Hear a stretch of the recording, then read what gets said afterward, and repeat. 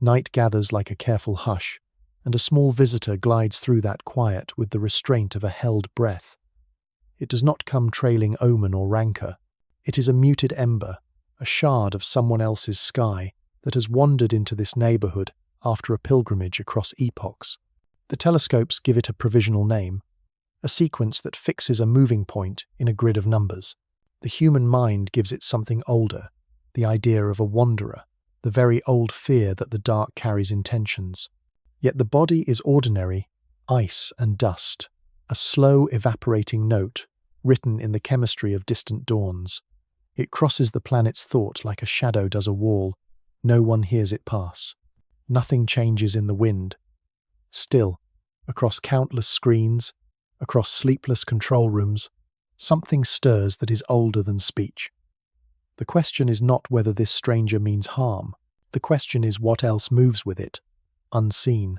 He wrestles with this by looking, by counting photons, by measuring how a dim point changes between the noise of stars that do not blink.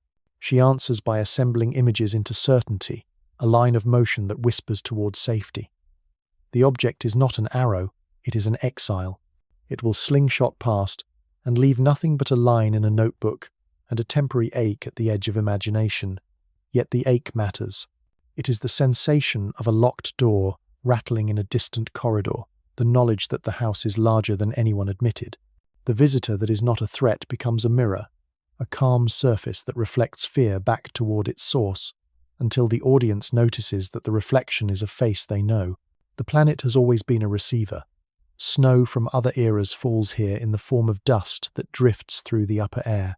Meteors scratch their short signatures in the sky, ancient postcards that arrive already burned. Most of these letters say nothing of consequence. They dissolve before the message can form. Every so often, a larger courier turns up, and then the collective pulse raises, and the vocabulary of risk returns to the mouth. He remembers craters. She recalls extinctions. They recite the probabilities like a rosary. This is not a superstition. It is a memory of stone teaching life, the story of fragility. The visitor that is not a threat participates in that lesson by absence. It shows what it does not do. It shows the space where disaster could have been. And in that negative space, the human mind draws a more accurate map of danger. Silence is helpful here. In silence, the object reveals scale. It is not a world, not a moon, not even a mountain. It is a cathedral of pause and frost, no wider than a small city. A thing so light that sunlight pushes on it like a patient palm. Its coma unfurls like incense in the cold, a slow bloom that admits no anthems. It is the kind of fragility that would shrug to pieces if it rushed too close to heat. So it keeps a careful distance, and in that caution there is a parable. The universe is not loud by default. It speaks in whispers, and the attentive learn to tell which whispers are weather and which are prophecy. This one is weather. It is a passing cloud. The prophecy hides elsewhere, carried not by singular spectacle, but by patterns that do not announce themselves. He feels it as a pressure behind the eyes. She hears it in the hum of the data pipeline that never sleeps. The planet hears it in the stories it tells itself at dusk, when the heat leaks into the ground and the sky sharpens. The threat is not this traveler. The threat is the arithmetic of rarity multiplied by the duration of time. It is the way a low chance becomes a promise if offered enough tries. It is the fact that history is a field with seeds that germinate according to no schedule that the heart respects. Interstellar bodies like this one simply remind the species that it lives amid traffic, in a crosswind of debris born in other nurseries. The true hazard is the late detection, the mist speck against the sun, the season of storms when eyes turn inward and the sky goes uncounted. Human habit adds to this. He trusts his models because they usually work. She trusts relief because it is deserved. They both wish to believe that calm will continue, that the object will depart, and the lesson can be folded into a neat closing paragraph. Yet the calm is a partial truth. It is a single page that leaves the next blank. The visitor offers something subtler than danger. It offers an audit. How quickly was it seen? How broadly were the searches coordinated? How near to the bright glare could the instruments peer? How well did the species practice talking about maybe and almost and not quite? The answers accumulate like frost on a pane, thin and telling. The ice writes a network of lines, and in the gaps the true voice of the night can be heard. The sea knows this logic already. A storm that fails to land still sculpts the coast, rearranging thought into readiness. Pilots know it as well, the near miss that educates the reflex faster than a long semester ever could. The planet is learning to be a pilot of its own fate. The lesson begins with a harmless passerby, because the stakes are tolerable and the mind is not yet clenched by panic.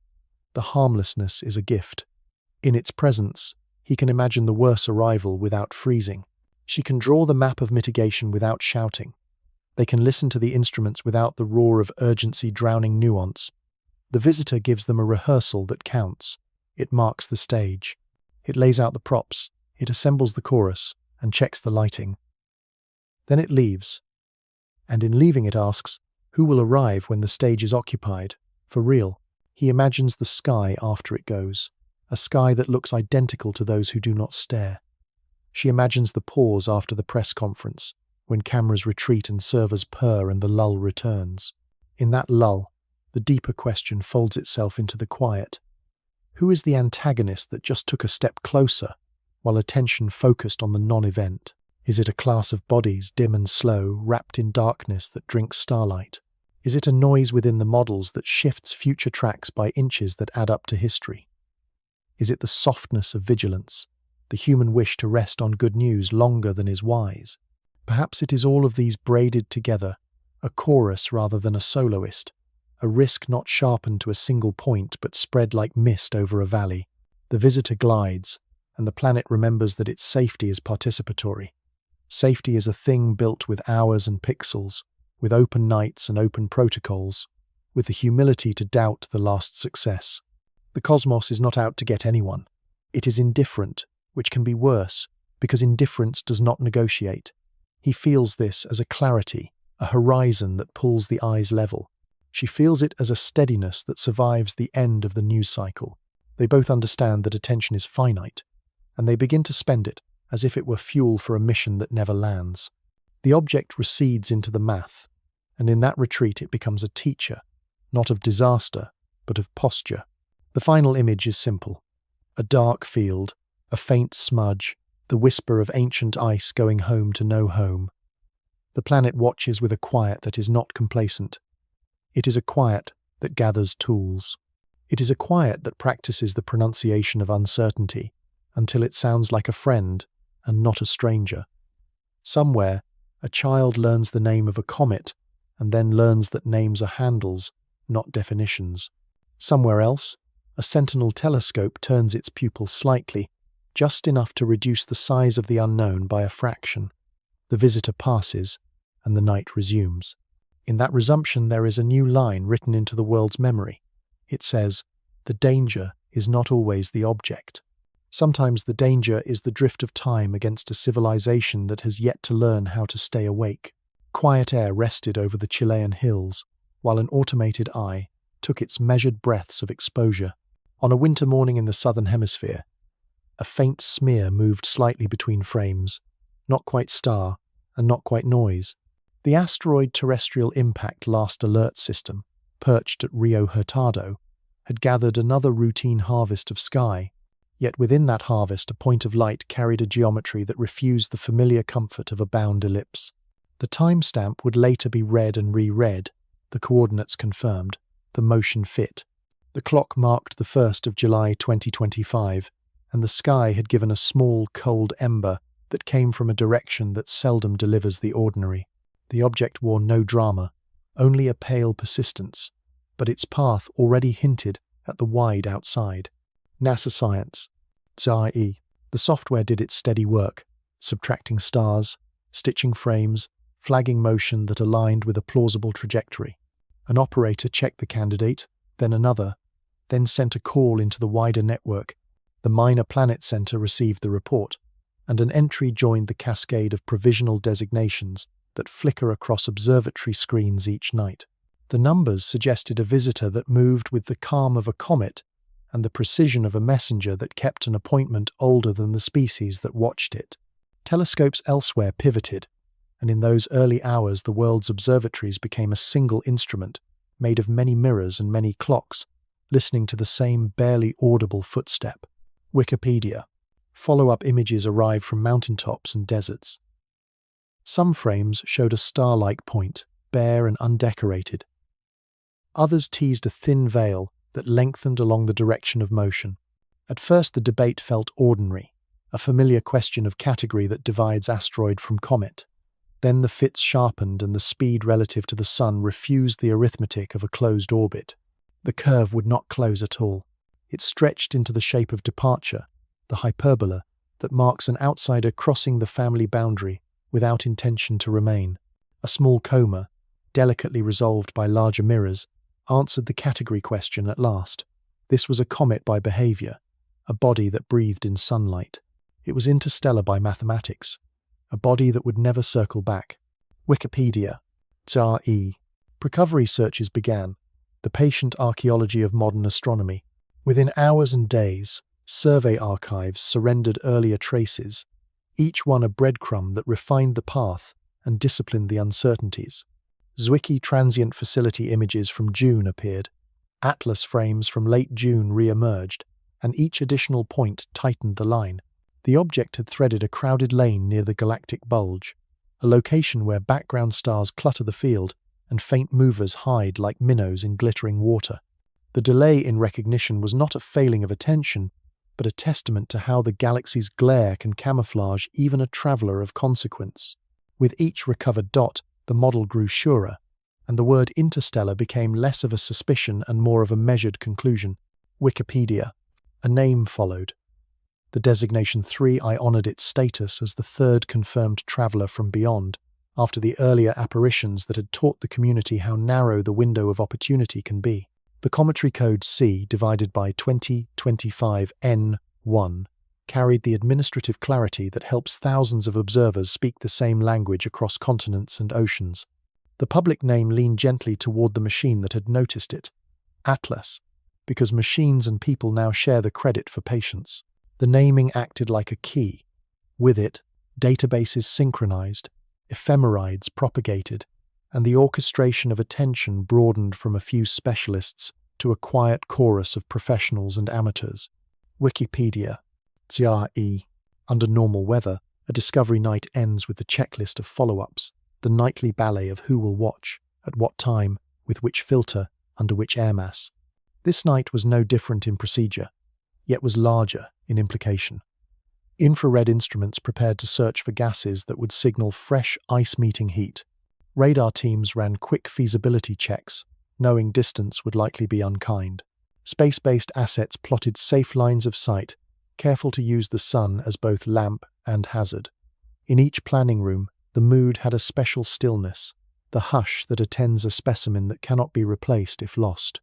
The comet would be faint for long stretches, then too near the sun for Earth-based eyes, then perhaps achievable again.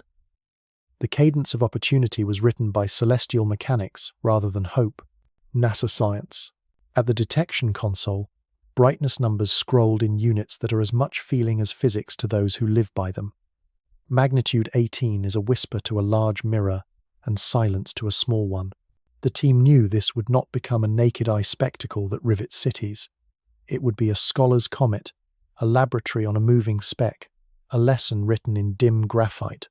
That dimness helped concentrate the scientific gaze. Spectrographs prepared to sniff for carbon monoxide, carbon dioxide, water, and the trace molecules that encode temperature histories across deep time. Polarimeters made ready to read the scatter of sunlight from dust grains, a code for size and shape that reveals how the nucleus crumbles when warmed. The plan was not to stare in awe. The plan was to interrogate politely and thoroughly. NASA science. Very early analyses raised small, interesting wrinkles. The coma appeared compact, the color trending toward the blue end that signals fluorescence of certain gases more than reflection from dust. Observers' trading notes wondered aloud if the outgassing chemistry would prove unusual, a signature of a birthplace around another star where the inventory of ices had been mixed by a different history. Solar observatories promised coverage near conjunction, bridging the interval when ground telescopes would be blind. Each instrument sought its fragment of the truth, and together those fragments would map a personality for the traveler. The discovery also tested coordination beyond physics. Communication teams drafted language that would neither inflame nor diminish. Educational partners prepared diagrams and maps to help the public keep company with an object that would never bloom into a comet of legend, yet would remain one of the most significant visitors of a generation. A cadence of updates was set, the tempo gentle and factual. The goal was precision without coldness, wonder without exaggeration, accuracy that still held the door open for curiosity. NASA science. The human scene carried its own textures. At the Chilean site, the Andes kept their vigil, stone-shouldering sky, while the dome finished its shift and the small hours moved toward dawn. In control rooms elsewhere, coffee cooled while code finished and plots stabilized.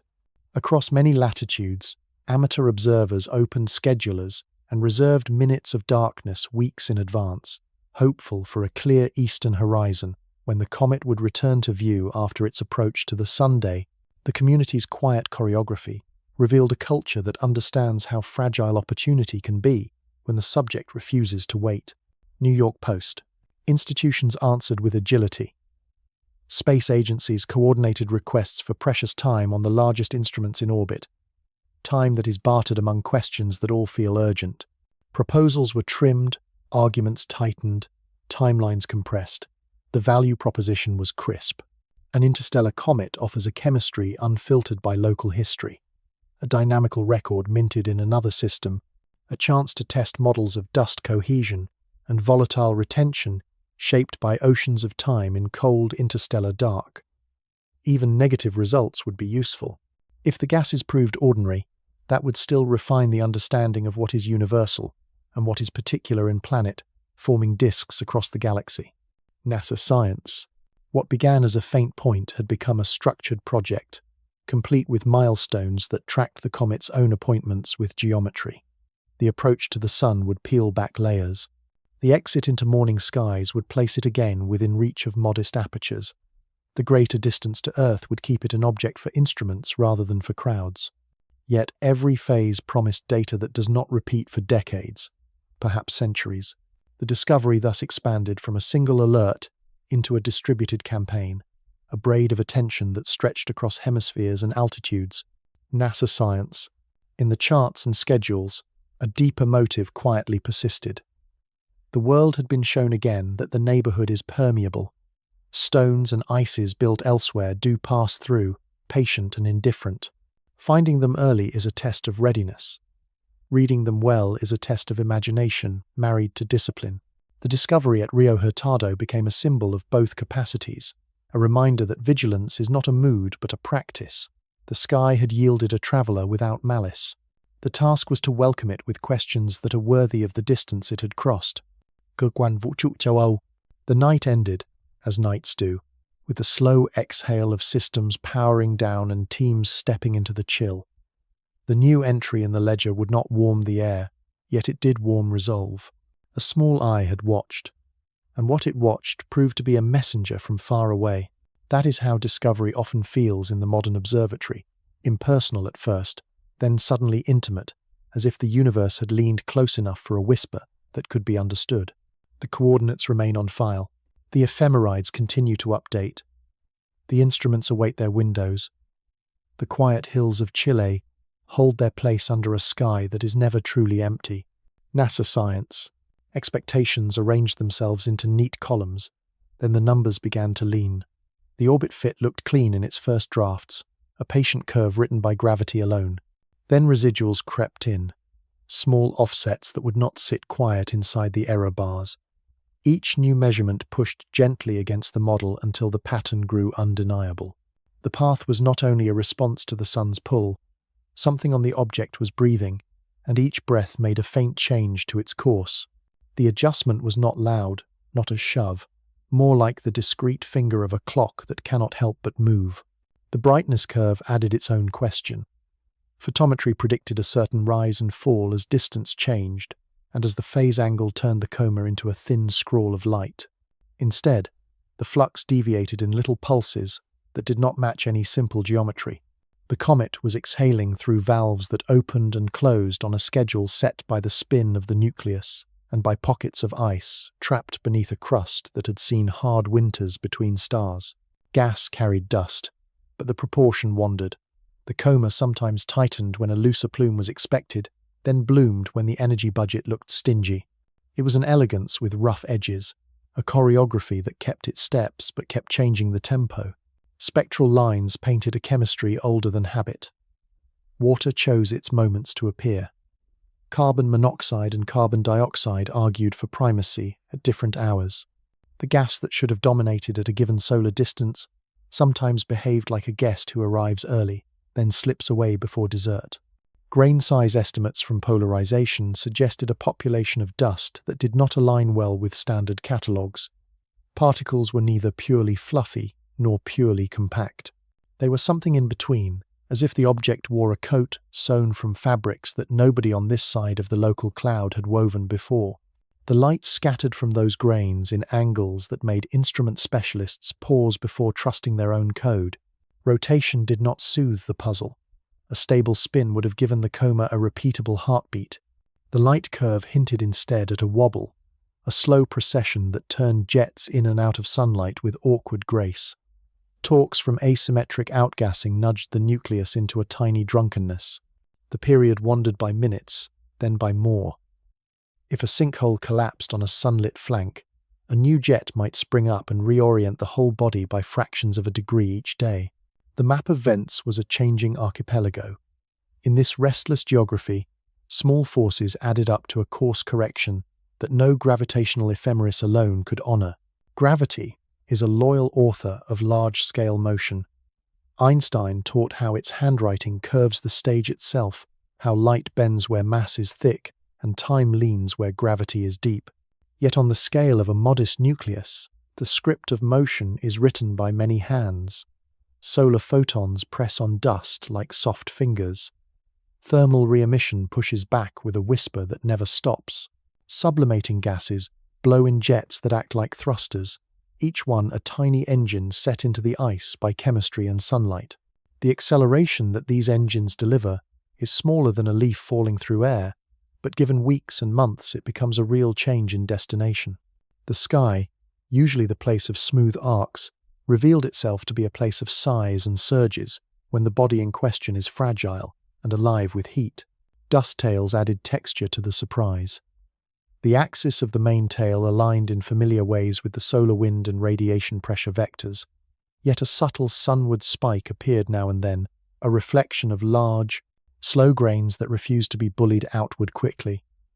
These return spikes told of ballast in the flow, pebbles and crust fragments that tumbled near the nucleus before giving in to the push of light. Such needles in the brightness pattern demanded passing with care. They meant that any attempt to back out the mass of the nucleus from brightness alone could err by a factor that would embarrass an impatient analyst. The comet taught humility with its needlework. As the leveling continued, models grew more baroque. A uniform nucleus would not do. One hemisphere likely held a richer inventory of supervolatiles. Another held tough crust that needed extra heating before it cracked. Thermal inertia mattered, and so did the depth of the dust mantle, and the porosity that allowed heat to travel or not travel into pockets of buried ice. On a world of mountains, a change of a few centimeters would be nothing. On a nucleus, hundreds of meters across, the depth of a human hand could separate a quiet plateau from a geyser that perturbed an orbit. The scale of causes shrank as the consequences grew tall and expectations learned to bend. Even the idea of a single body began to feel naive. Fragmentation is a quiet rumor that follows many comets. A small flake sheared away here, a ribbon of surface lifted there, and the light curve took on the stutter of an orchestra with new instruments entering late. If a shard drifted slightly ahead, its reflected light could masquerade as a sudden flare. If that shard crumbled further, the flare would vanish like a line erased from a chalkboard. Radar could have sorted pieces from whole if only the distance had been kinder. Without that, observers assembled a paper theater of possibilities, and looked for shadows that matched any of the cutouts. The shock in all this resided not in threat but in method. The education of the orbit turned into a lesson in how categories serve and fail. Calling the visitor a comet was true, yet inadequate. Saying interstellar was precise, yet incomplete. The behavior asked for a vocabulary that included fatigue of ice, evolution of pores, mantle growth over seasonal cycles that occur not in years but in spans, measured by the widths of starfields. The surface chemistry wrote a diary in tiny hieroglyphs that instruments could only just transliterate. The curve of the trajectory became a palimpsest, where gravity wrote the base text and volatile physics added marginalia in a fine, frustrating hand. What startled most witnesses was how quickly confidence had to be trimmed in order to stay honest. Forecasts of sky position went out with larger envelopes than pride would prefer. Expected production rates for various gases were offered with caveats like scaffolding around a cathedral that is not yet safe to enter. Even the likely spin period came with an asterisk that admitted tomorrow might disagree. This did not signal failure. It signaled a change in posture from declaration to listening. The instruments remained as faithful as ever. The subject had simply chosen to answer in riddles. The widening arc of realization touched the risk calculators as well. If tiny engine-like jets could erase a line of prediction in a few weeks, then any future object with different geometry and timing could do more in less time. Preparedness models learned to leave room for the mischievous behavior of outgassing. Environmental factors like solar activity, which modulates the breath of a coma and the structure of a tail, gained fresh importance. Solar storms could briefly puff a cloud into brightness or strip it, changing detection thresholds at the worst moments. The notion of a quiet sky that yields data smoothly gave way to a stormy medium that edits signals in transit. There was a quiet beauty in watching expertise pivot. The same mathematics that makes planets keep their seasons yielded to the chemistry of snow in a vacuum, to the fluid dynamics of jets in near-zero gravity, to the granular physics of dust that does not flow like any river on Earth. The surprise did not undo the narrative of science. It refined it. The comet that would not obey a clean prediction asked observers to write with a pencil and keep the eraser close. The eraser was not shame. It was the permission to adjust truth in public, as the universe revealed new details. At last, the columns of numbers found a truce with the sky. Models incorporated the soft accelerations and produced maps that matched the next night's measurements well enough to keep faith. The shock had worn into skill. The initial fray of expectations had become a tapestry, where a few loose threads were allowed, even expected, and where beauty resided in the pattern rather than in the illusion of perfect edges. Gravity remained the main chord. Chemistry and sunlight played the counter-melody. The ear learned to listen for both, and in that learning the narrative found its honest pitch. The listening began with careful housekeeping. Raw frames arrived with their familiar fingerprints of imperfection. Bias patterns were subtracted. Dark current was removed like a faint fog lifting from a valley. Flat fields corrected vignetting and dust on optics, restoring trust to every pixel. What remained after this quiet cleaning was a sky that could be believed, and a moving point that could be measured. Point spread functions were fit across the field. Outliers were rejected with restraint. The target's position settled into precise astrometry, a sequence of coordinates that would later feed orbit solvers hungry for accuracy measured in fractions of an arcsecond. Photometry worked in parallel. The aperture radius was chosen with care to capture coma light while minimizing sky noise. Growth curves compared small and large apertures to understand how much of the halo escaped each measurement. Reference stars supplied a ladder for calibration. 0 points stabilized. Color terms were applied. The light curve began to breathe on the screen. It rose and fell with distance and phase angle, but also with subtler rhythms that suggested active vents turning into and out of daylight. The scatter itself spoke. Nights of unusual variance often corresponded to gusts of outgassing that changed the coma texture at scales too fine for a small telescope to resolve. Spectroscopy added flavor to brightness. Low-resolution prisms sketched broad colors that hinted at dust properties.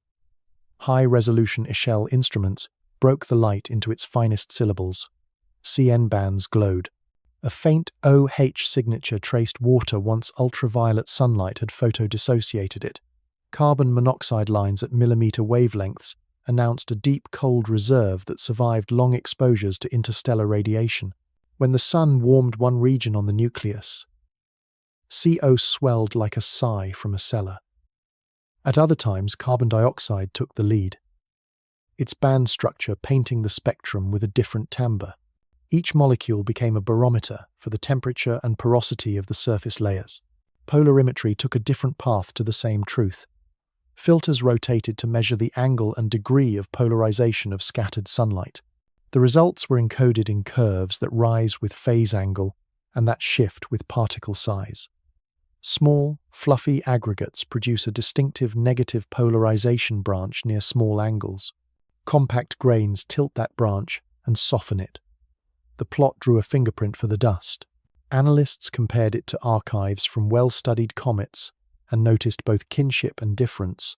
The particles appeared to be a blended population, neither purely primitive nor entirely processed, as if the nucleus had been both protected and bruised by its long journey through cold emptiness. Thermal infrared data from orbiting observatories provided another axis. At 10 microns and beyond, sunlight's glare fades and heat speaks for itself. The nucleus, hidden beneath its bright shroud, radiated like a small ember. Thermal models with beaming parameters and emissivity terms converged on size constraints. The body looked modest, perhaps a few hundred meters across, dressed in a coma that multiplied its apparent size by thousands. Radiometric diameters, albedo estimates, and thermal inertia figures then fed a model of how quickly heat seeps into the crust and how eagerly buried ices respond. Low thermal inertia suggested a surface more like insulating snow than rock, a material that warms quickly on the skin but remains cold, just a finger's depth below. Imaging at high spatial resolution offered context for numbers. Adaptive optics turned twinkling into clarity on nights of steady air. The coma revealed subtle jets and fans, structures that rotated with time, in a way that mapped the nucleus rotation without ever seeing the nucleus itself. One fan curved into a spiral, the signature of a vent near the equator of a rotating body. Another stayed stubbornly fixed in solar coordinates, perhaps born from a broad region that only weakly respected the day and night pattern. Morphology evolved over weeks, a movie of gentle weather on a world too small to hold an atmosphere, and yet too alive to sit still. Orbit determination software listened to all this while keeping its balance. Pure gravity solutions were tested, then non-gravitational parameters were allowed to join. The standard trio A1, A2, A3 in the Marsden formalism captured thrust aligned with radial, transverse, and normal directions. Fits improved when a lag angle was introduced to account for delayed response to solar heating. Covariance matrices shrank. Predictions for sky position days ahead became tight enough to permit narrow slit spectroscopy and coordinated campaigns. Monte Carlo ensembles sampled the uncertainties, and their spread thinned as the measurements multiplied. Each new night dragged the future into focus by a few arc minutes. Gas production rates were derived with classic models that turned photon counts into molecules per second. The Hazer model, with its parent and daughter scale lengths, became the grammar that translated emission into chemistry. Water production reached peaks that matched the geometry of the encounter with sunlight, then fell away with distance. Carbon monoxide behaved like a quiet undercurrent, steady even as water ebbed, proof that deeper layers retained their supply, or that pockets of supervolatile ice were exposed along fractures. Dust production used AF-Rho as a proxy, a simple product that ignores some complexities while still tracking the coma's density. Its variation echoed the gas with a phase lag that hinted at inertia in the lifting of grains. Radio antennas tuned to lines that optical telescopes miss. CO at 115 GHz. HCN whispering from the dark. Spectral profiles carried shape. Symmetric lines implied calm, while blue shifted asymmetries told of outflow directed sunward or modulated by rotation. Stacking many hours of data revealed lines that would be invisible in single scans. Integration was the currency of detection, and collaboration was the mint. Arrays combined baselines to sharpen resolution. Single dishes gathered flux with patient appetites. Each kilosecond of listening added another tile to the mosaic of understanding. Solar observatories viewing close to the sun took custody during weeks when ground-based eyes could not see. Coronagraphs blocked the disk and allowed the faint envelope of the comet to be traced as it threaded the bright inner system. Data rates were high, yet the subject remained faint. Automated detection algorithms hunted in crowded fields. False positives were culled by human judgment. The reward was continuity. Activity curves could be linked across the solar glare, closing a gap that would otherwise fracture the narrative. Amateurs carried a crucial share. Small telescopes in backyards and on rural hills contributed time series photometry that large facilities could not spare. Their cadence was relentless and nimble, catching short-lived outbursts and phase changes that long queues often missed. Citizen science portals organized campaigns, standardized procedures, and funneled clean data into public repositories. The combined archive that grew from this mixed fleet of apertures became unusually rich for a target that would never grace a postcard. All these streams converged in models that tried to recover the unseen surface. Thermophysical codes rotated virtual nuclei beneath simulated sunlight. Jets were placed on longitudes and latitudes, then turned on and off, their strengths dialed to match observed brightness and morphology. Some solutions clustered, suggesting a few stable patterns of vent location. Others remained degenerate, where different combinations could mimic the same observable. Degeneracy was not a failure, but a boundary around what the current data could constrain. The boundary itself had value. It told the teams where to focus next, and which observations would break the tie. Risk assessment listened differently, yet used the same music. Non-gravitational parameters were propagated weeks and months ahead to estimate how much the path could bend under continued outgassing. Close approach distances to Earth were recalculated under pessimistic and optimistic activity scenarios. None came near alarm. The speed relative to the Sun and the geometry of the hyperbola were protective guards. Still, the exercise sharpened tools that would be vital for a different object on a different day. Models were tested under stress. Communication templates were rehearsed. Response plans were polished without drama. The act of listening matured into a posture rather than a sequence of tasks. Instruments were reconfigured without haste. Calibrations were repeated whenever weather hinted at change. Teams compared methods openly, cross-checking zero points and line fluxes, trading raw data where duplication could expose hidden biases. The cadence of attention settled into something sustainable. Nights were chosen for their leverage, not for superstition. Days were used to think, to adjust priors, to write code that learned from yesterday's surprise without anchoring too strongly to it. By the time the comet dimmed into the quieter stretches of its trajectory, the dataset held a personality that felt earned. The nucleus was small, thermally soft, modestly active, and chemically articulate. Its dust taught about aggregate growth and breakage in cold nurseries. Its gases taught about the retention of supervolatiles in small bodies that have wandered for immense durations in interstellar cold. The orbit, refined by whispers of thrust, taught humility to predictions and resilience to modeling. Listening had turned a faint traveler into a readable text. The sky had spoken in numbers, and the numbers made a story that joined precision to wonder. Relief settled easily once the trajectory cleared the planet by a wide comfort. The maps looked friendly. The numbers nodded. Commentators relaxed their voices. A hush of satisfaction took hold, the way a harbour quiets when a storm fades on the horizon. Yet within that hush, something tenuous persisted, like small ripples that continue long after a boat has vanished from view. The sense of safety felt true yet partial, as if a curtain had fallen on one stage while the next stage remained dimly lit. The mind loves singular answers. Nature prefers ensembles. An unthreatening visitor does not erase risk. It only removes one name from a long ledger that keeps writing itself. The game that matters rarely centers on a solitary rock. The odds that steer destiny reside in a vast tale of possibilities where low probability mates with long time. A rare impact becomes almost inevitable when offered enough centuries. The arithmetic of danger is patient. A century with no great event tempts memory to downplay what statistics continue to insist upon. This quiet object, safely outbound, becomes a mirror for that temptation. It invites a species to decide what counts as success. Is safety the absence of immediate hazard? Or is safety the continuous practice of finding, measuring, and preparing for what the sky will eventually deliver? Blindness has geography.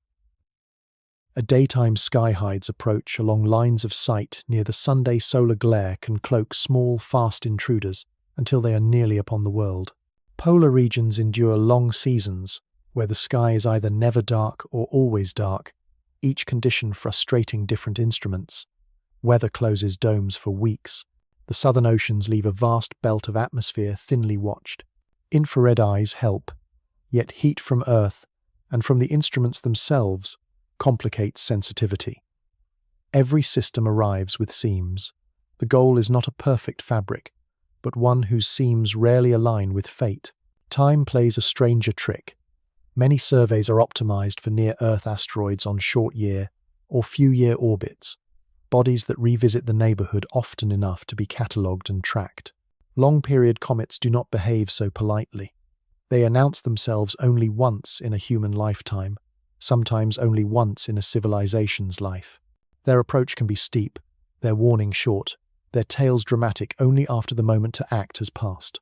The spectrum of risk therefore spreads across two populations that demand different strategies. One is a library where repeated loans allow careful cataloguing. The other is a flash of a traveler who never had a card in the file. Fragmentation multiplies uncertainty. Ice bodies do not always remain whole when sunlight climbs or when tides flex their cores near a giant planet. A single nucleus can become a swarm. Some fragments disperse into harmless dust. Others retain coherent mass and wander in adjacent tracks that were never populated in the earliest calculations. Each shard adds a line to the ledger of approach distances, each line carrying its own tiny odds that do not care whether they were born from a parent that seemed benign days earlier. Prediction increasingly resembles weather forecasting on scales where the domain is interplanetary and the variables are often unmeasured. Forces of subtlety govern the evolution of small threats.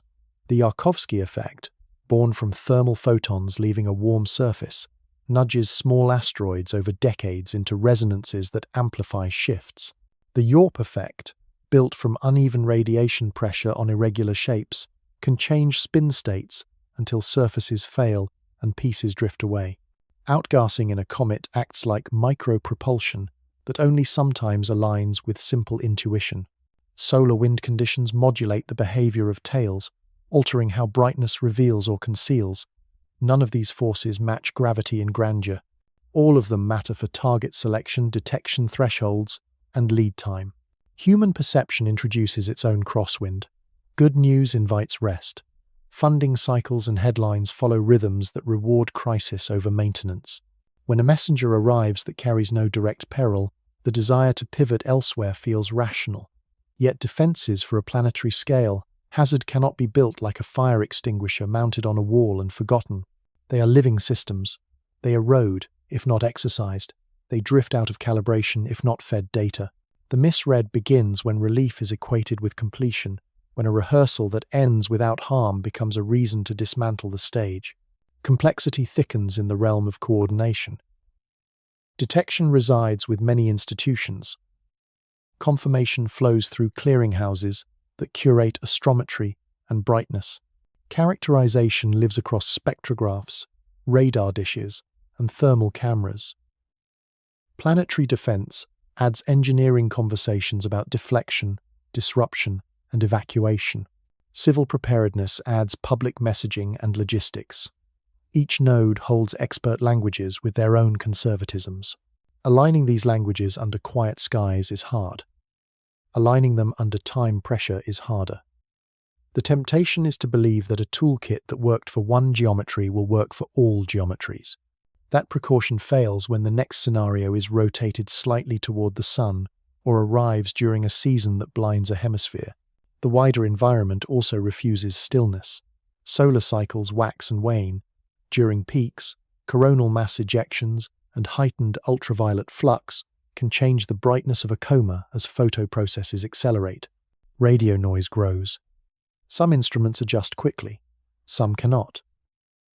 A detection at the edge of capability in a quiet sun might be missed during a loud Sunday. The mystery deepens in that the same object can present different faces under different space weather. Response depends not only on the visitor's intrinsic behavior, but also on a changing medium that can distort the signal at just the wrong hour. Statistics write an uncomfortable script for the worst days. City-sized impactors that strike land or plunge into shallow seas are rare, yet not mythical. Their discoverability is trapped between brightness that is often modest and speeds that can be swift. Their approach can thread the blind region by the Sunday. Their albedo can be dark. Their sizes can sit near the threshold where radar would be decisive, yet is unavailable because of geometry. Every solution to one failure mode leaves others. The path to resilience is an accumulation of partial fixes that overlap like shingles. Missing shingles matter only when rain chooses that portion of the roof.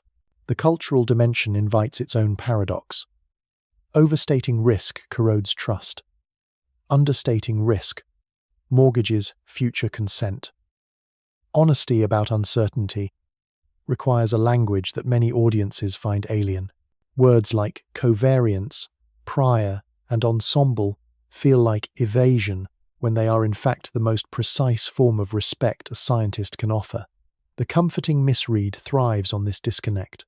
A clear statement that one object will not strike Earth can be received as a promise that the class of objects need not worry anyone for a long time.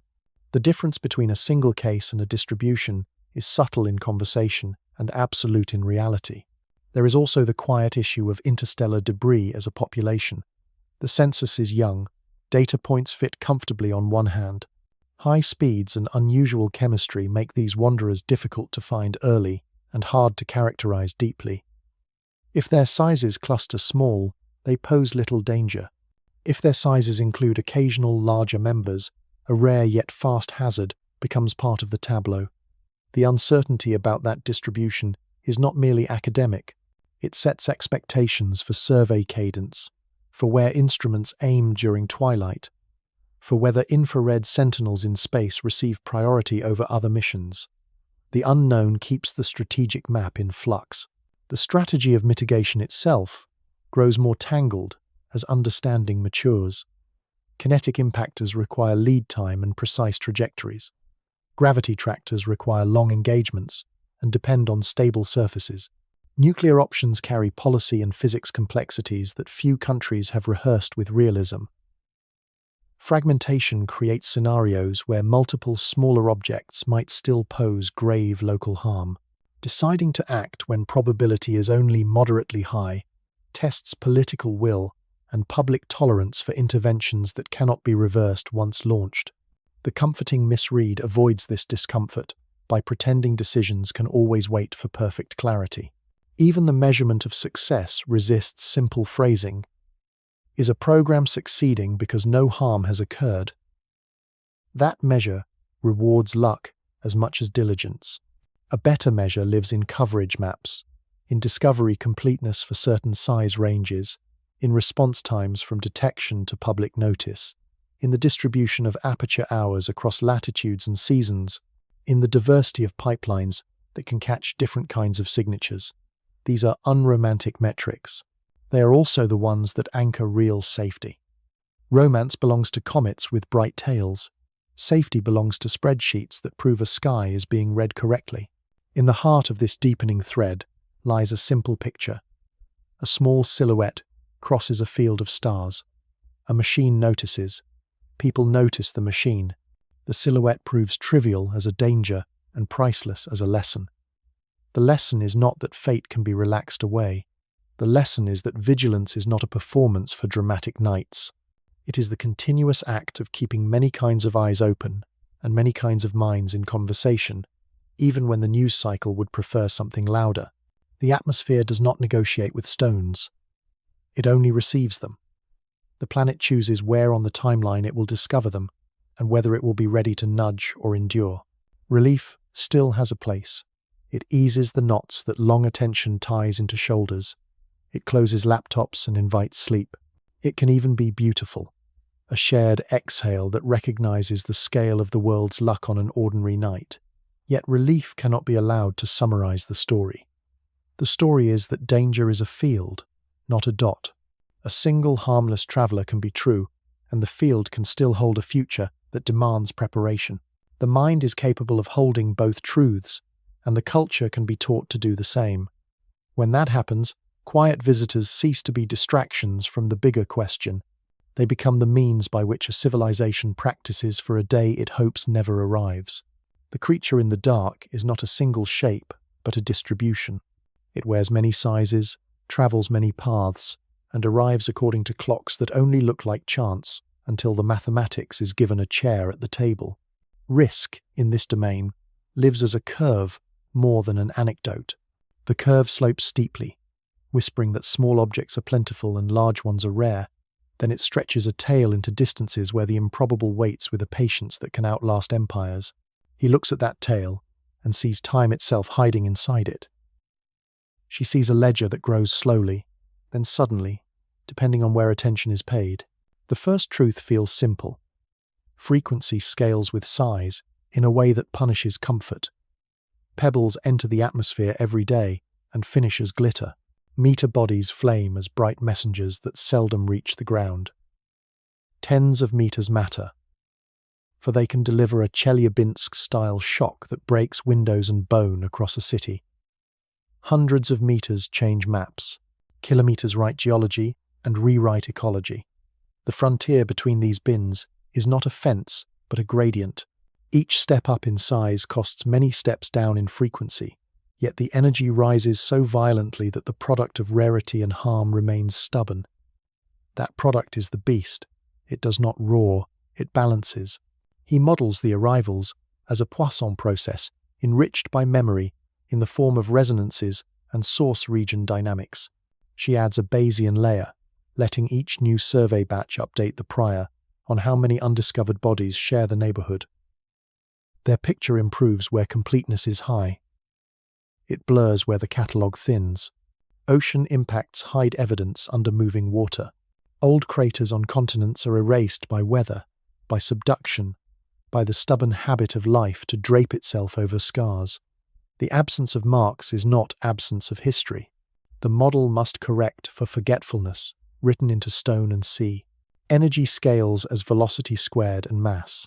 So speed matters as fiercely as size. Long-period comets carry high approach speeds that inflate yield even when their diameters are modest. Stony asteroids can fragment in air and still hit like a hammer. Iron bodies dive deeper and preserve coherence. Impact angle decides whether energy couples to ground or spreads across sky. The distribution of angles peaks near 45 degrees, but the specific approach on a specific day can make fools of averages. Risk lives inside these branching choices. The tree of outcomes stretches in all directions, and preparedness must choose which branches to brace. He opens a map of near-Earth object source regions. The inner main belt supplies many through gravitational gateways. The Jupiter family sends others, altered by the giant's tide into paths that graze the inner system. The Oort cloud contributes long-period swimmers that visit once and never again. Each source region carries its own size, distribution, and material makeup, its own rhythm of injection, its own susceptibility to gentle forces like thermal drift. The beast is not a single herd. It is a mix of stocks that share a pasture only by coincidence of orbital geometry. Scales for communication were invented to translate this complexity into sentences. The Torino scale offers a color and a number, a public-facing index that maps probability and energy into a simple warning. The Palermo scale speaks to specialists, expressing relative risk compared to the background hazard integrated over time. A positive Palermo score concentrates minds. A negative score soothes without promising immunity. These instruments do not tell the future. They tell the present with a discipline that resists both panic and neglect. To read them properly is to agree that uncertainty is part of the message rather than an error in messaging. Survey completeness becomes a character. Infrared telescopes in space find dark bodies that optical surveys miss, because heat tells truths that reflected light can hide. Wide-field eyes on mountaintops sweep vast swaths of darkness each clear night, trading depth for cadence. Targeted campaigns stare deeper into smaller fields to catch faint movers near the sun's glare. The union of these modes fills a Venn diagram that still has white gaps. He traces those gaps with a fingertip like a cartographer, marking unexplored bays. She proposes strategies to shrink them, shifting schedules to seasons when geometry gifts a wider window, pointing instruments into twilight where danger can lurk as a silhouette.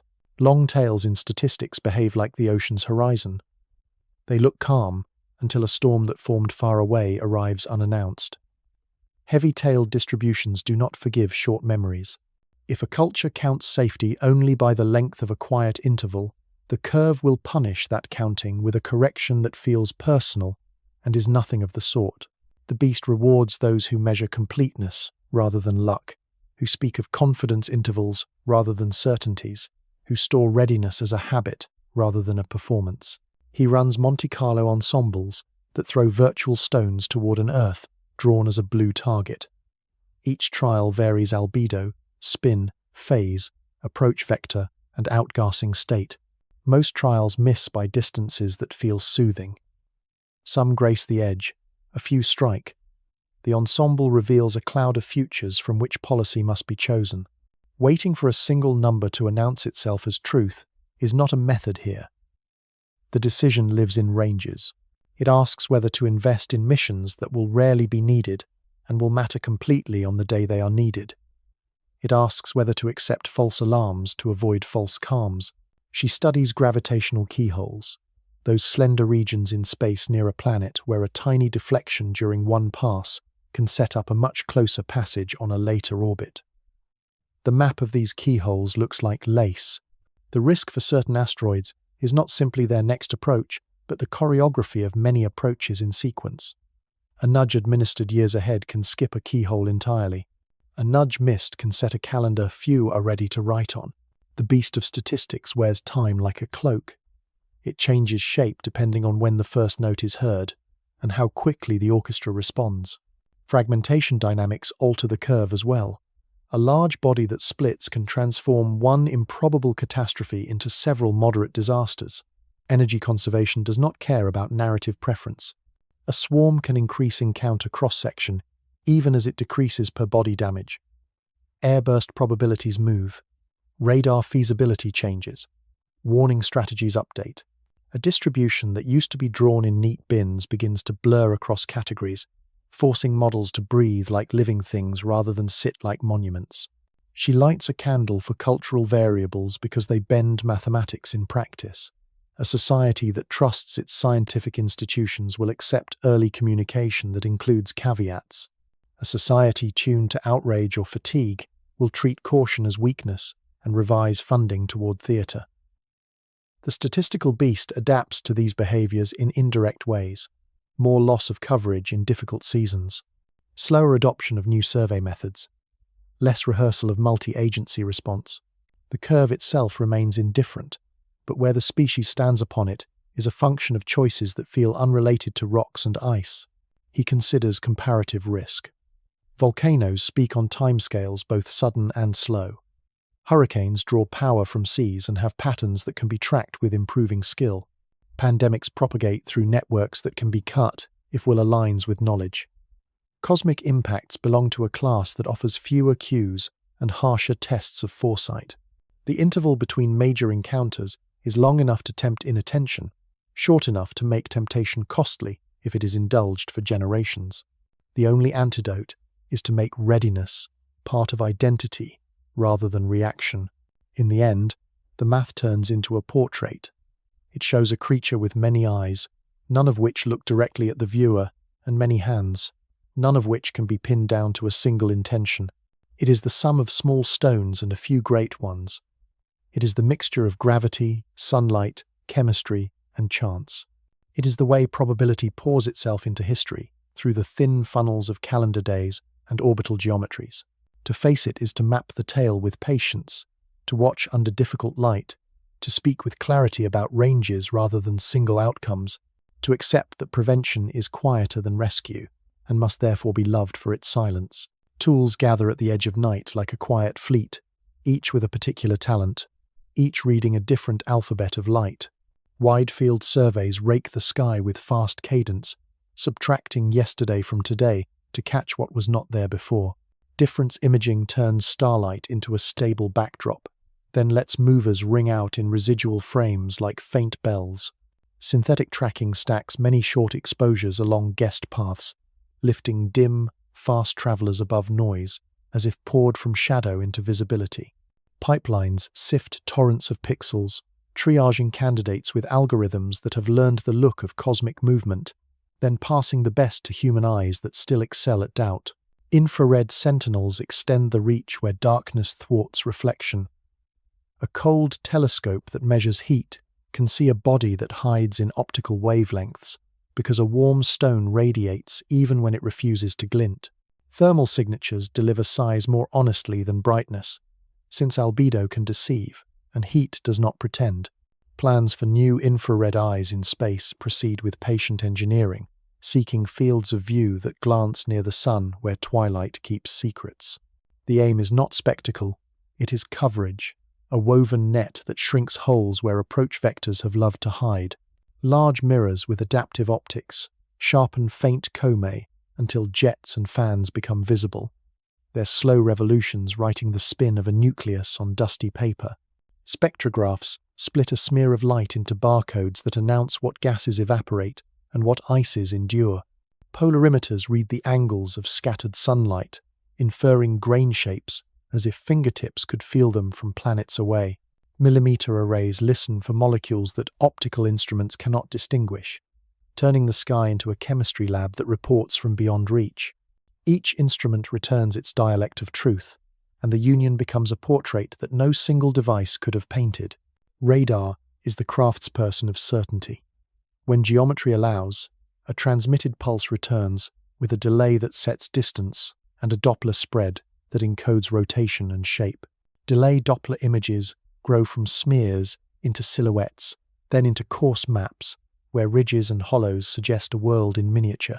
Speckle tracking sharpens spin state, giving periods that are immune to tricks of brightness. Radar beams do not often reach interstellar visitors, but they train the discipline for nearer bodies, and they teach the habit of preferring echoes to guesses whenever nature permits. The loss of one great antenna reminded the community how fragile a single point of failure can be. In response, bi-static approaches that combine a transmitter in one place with a receiver in another have matured, and proposals for new facilities have been drafted with redundancy in mind. Planetary radar is not a luxury. It is a ruler that does not bend under glare. Testing its readiness with harmless targets keeps teams fluent, because fluency evaporates when practice stops. Twilight is its own theatre. The region near the sun is a swamp of scatter and glow, where uninvited threats can slip along the ecliptic with little warning. Specialized surveys dive into this brightness, using short exposures and careful filters to catch silhouettes that would vanish a few degrees higher. Some telescopes pivot to chase the sky at low altitude for minutes that matter, then return to darker fields when the sun sinks. Space-based coronagraphs block the solar disk to let faint Comet reveal themselves against the blaze. These habits stretch traditional observing, trading comfort for coverage at the day's edges. Ongoing testing happens in code and in rooms where people rehearse decisions. Dynamicists maintain continuous impact risk monitors that ingest new astrometry and update probabilities in near real time. The engines behind these monitors propagate millions of orbit variants forward, sampling uncertainties until the cloud of futures finds its honest shape. Scouts evaluate fresh discoveries within hours, offering quick assessments that guide follow-up while the object is still bright enough to hold. Analysts revise non-gravitational parameters as activity changes, so ephemerides do not drift when jets push. Agencies run tabletop exercises where a hypothetical object is discovered with a clock that ticks too fast for comfort. Simulations assign roles to science teams, civil authorities, communicators, and international partners. Messages are drafted without the benefit of perfect clarity, then revised as new data arrives, while logisticians model evacuation routes or point-of-impact contingencies. These drills expose seams in jurisdiction and vocabulary, revealing where acronyms collide and where timelines slip. After-action reports do not celebrate.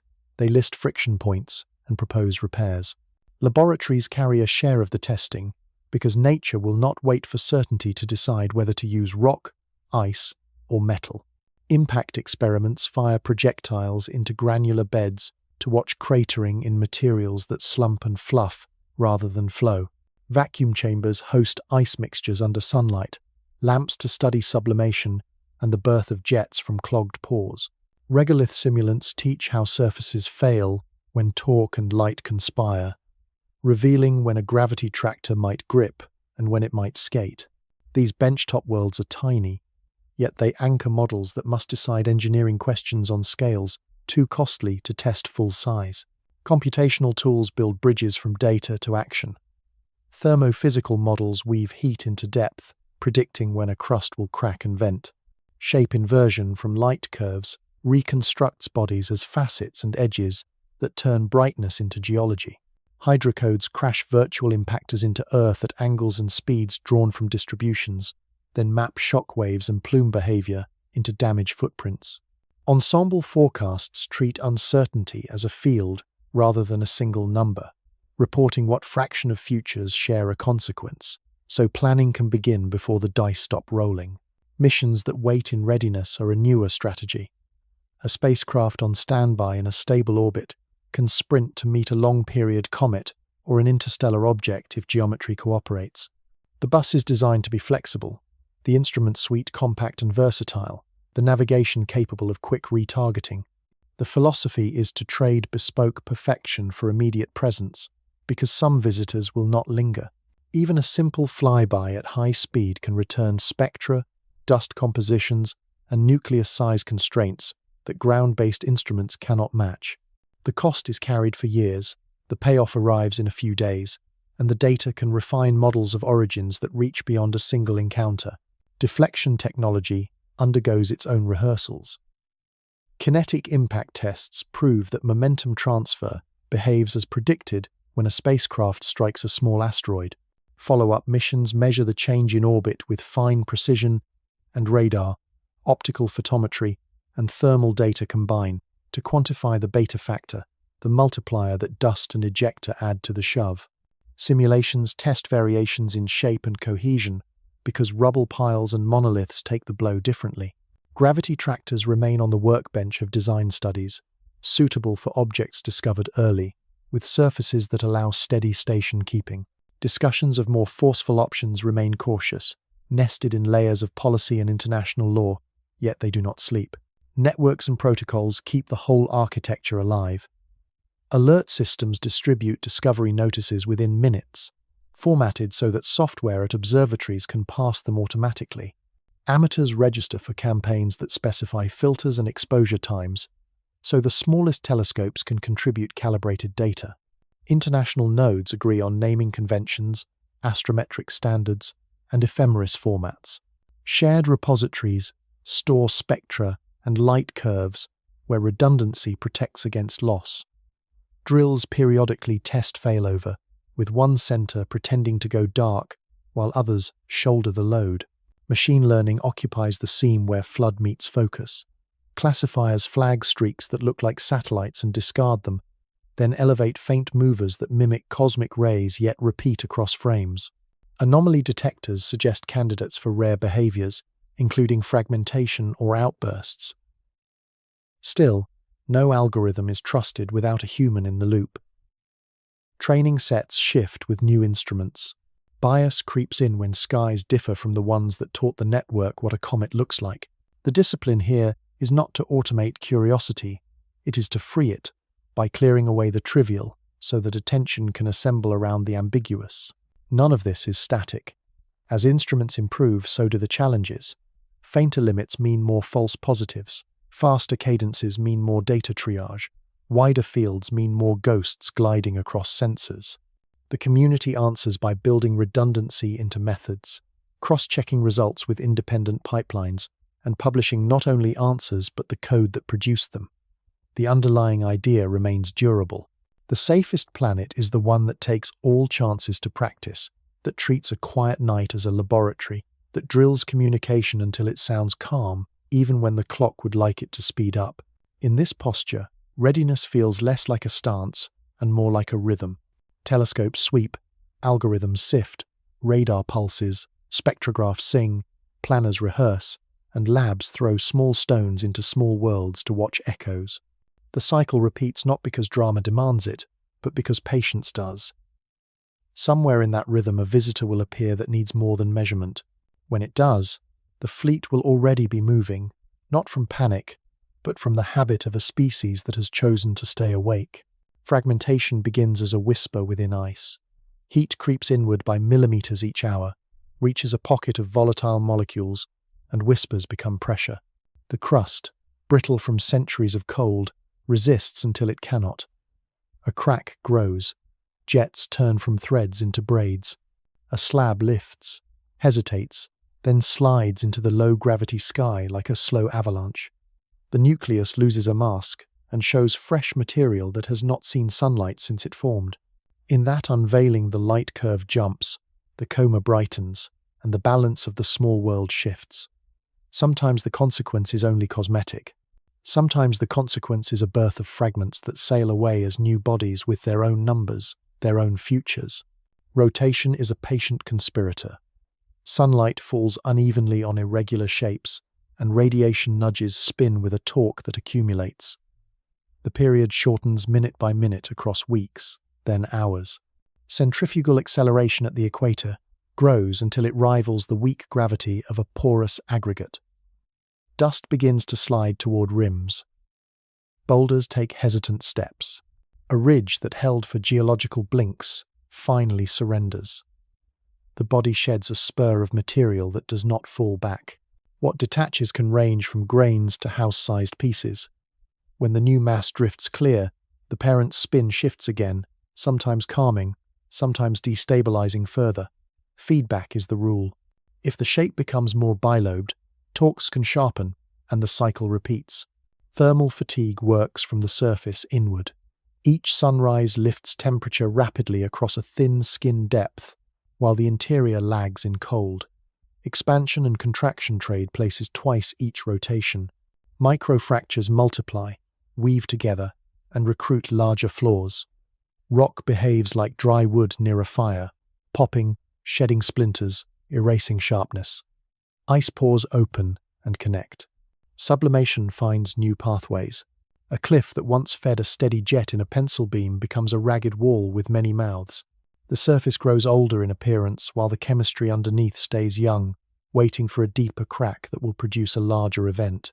There are materials inside that remember a different phase.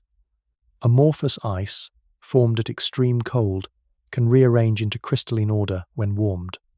That rearrangement releases heat and trapped gases. If it happens in a pocket sealed by dust, pressure surges. The seal fails and debris is launched. The outburst looks like a small volcano caught in strobe. Spectra flood, with short-lived species that decay as the fresh gas meets sunlight. The coma blooms with a blue tint as radicals fluoresce. Minutes later, the plume thins, leaving a sphere of dust expanding at tens of meters per second, its edge moving like a ghost through starlight. Tides can write their own script. A pass near a massive planet stretches a weak nucleus along the line toward the giant. If the closest approach slips under a certain distance, cohesion and self-gravity cannot keep the body whole. The result is a procession of fragments spaced like beads. Each bead rotates and vents, and each vent adds to separation speed. The train can survive for months or years before spreading into a cloud. Observers track these pearls with high-resolution cameras, measure their velocity differences, and infer the strength the parent once had by working the problem backward. The scene looks peaceful in pictures, and is anything but peaceful in physics. Signs of fragmentation appear across instruments. Photometry jumps and stays high longer than a transient flare would justify. The central condensation smears into an elongated knot, then divides into 2 points that share a halo. Polarization curves change as particle sizes shift toward fresher, finer dust. Spectral lines sharpen or broaden depending on whether vents are collimated or the new pieces vent independently. In long exposures, the tail grows structures that are not aligned with simple radiation pressure models. Synchrones and syndynes no longer explain the geometry unless new dust epochs are added as separate events. The sky writes hints. Models annotate them with possibilities. Separation speeds are gentle by human intuition. A fragment may stroll away at a meter per second, less than a person can run. In weeks, that stroll becomes thousands of kilometers. Gravity of the parent matters little at that scale. Non-uniform outgassing and sunlight pressure decide the future paths of the pieces. Tiny differences in surface properties mean that two objects born together can mature into very different personalities. One spins into stability and fades. Another wobbles, vents episodically, and splits again. The family tree of a comet can thicken in a season. Mass distribution among the fragments follows a logic seen in many breakups. There are usually a few large survivors and many small ones. The ratio matters for risk. A single intact nucleus might have posed one unlikely hazard.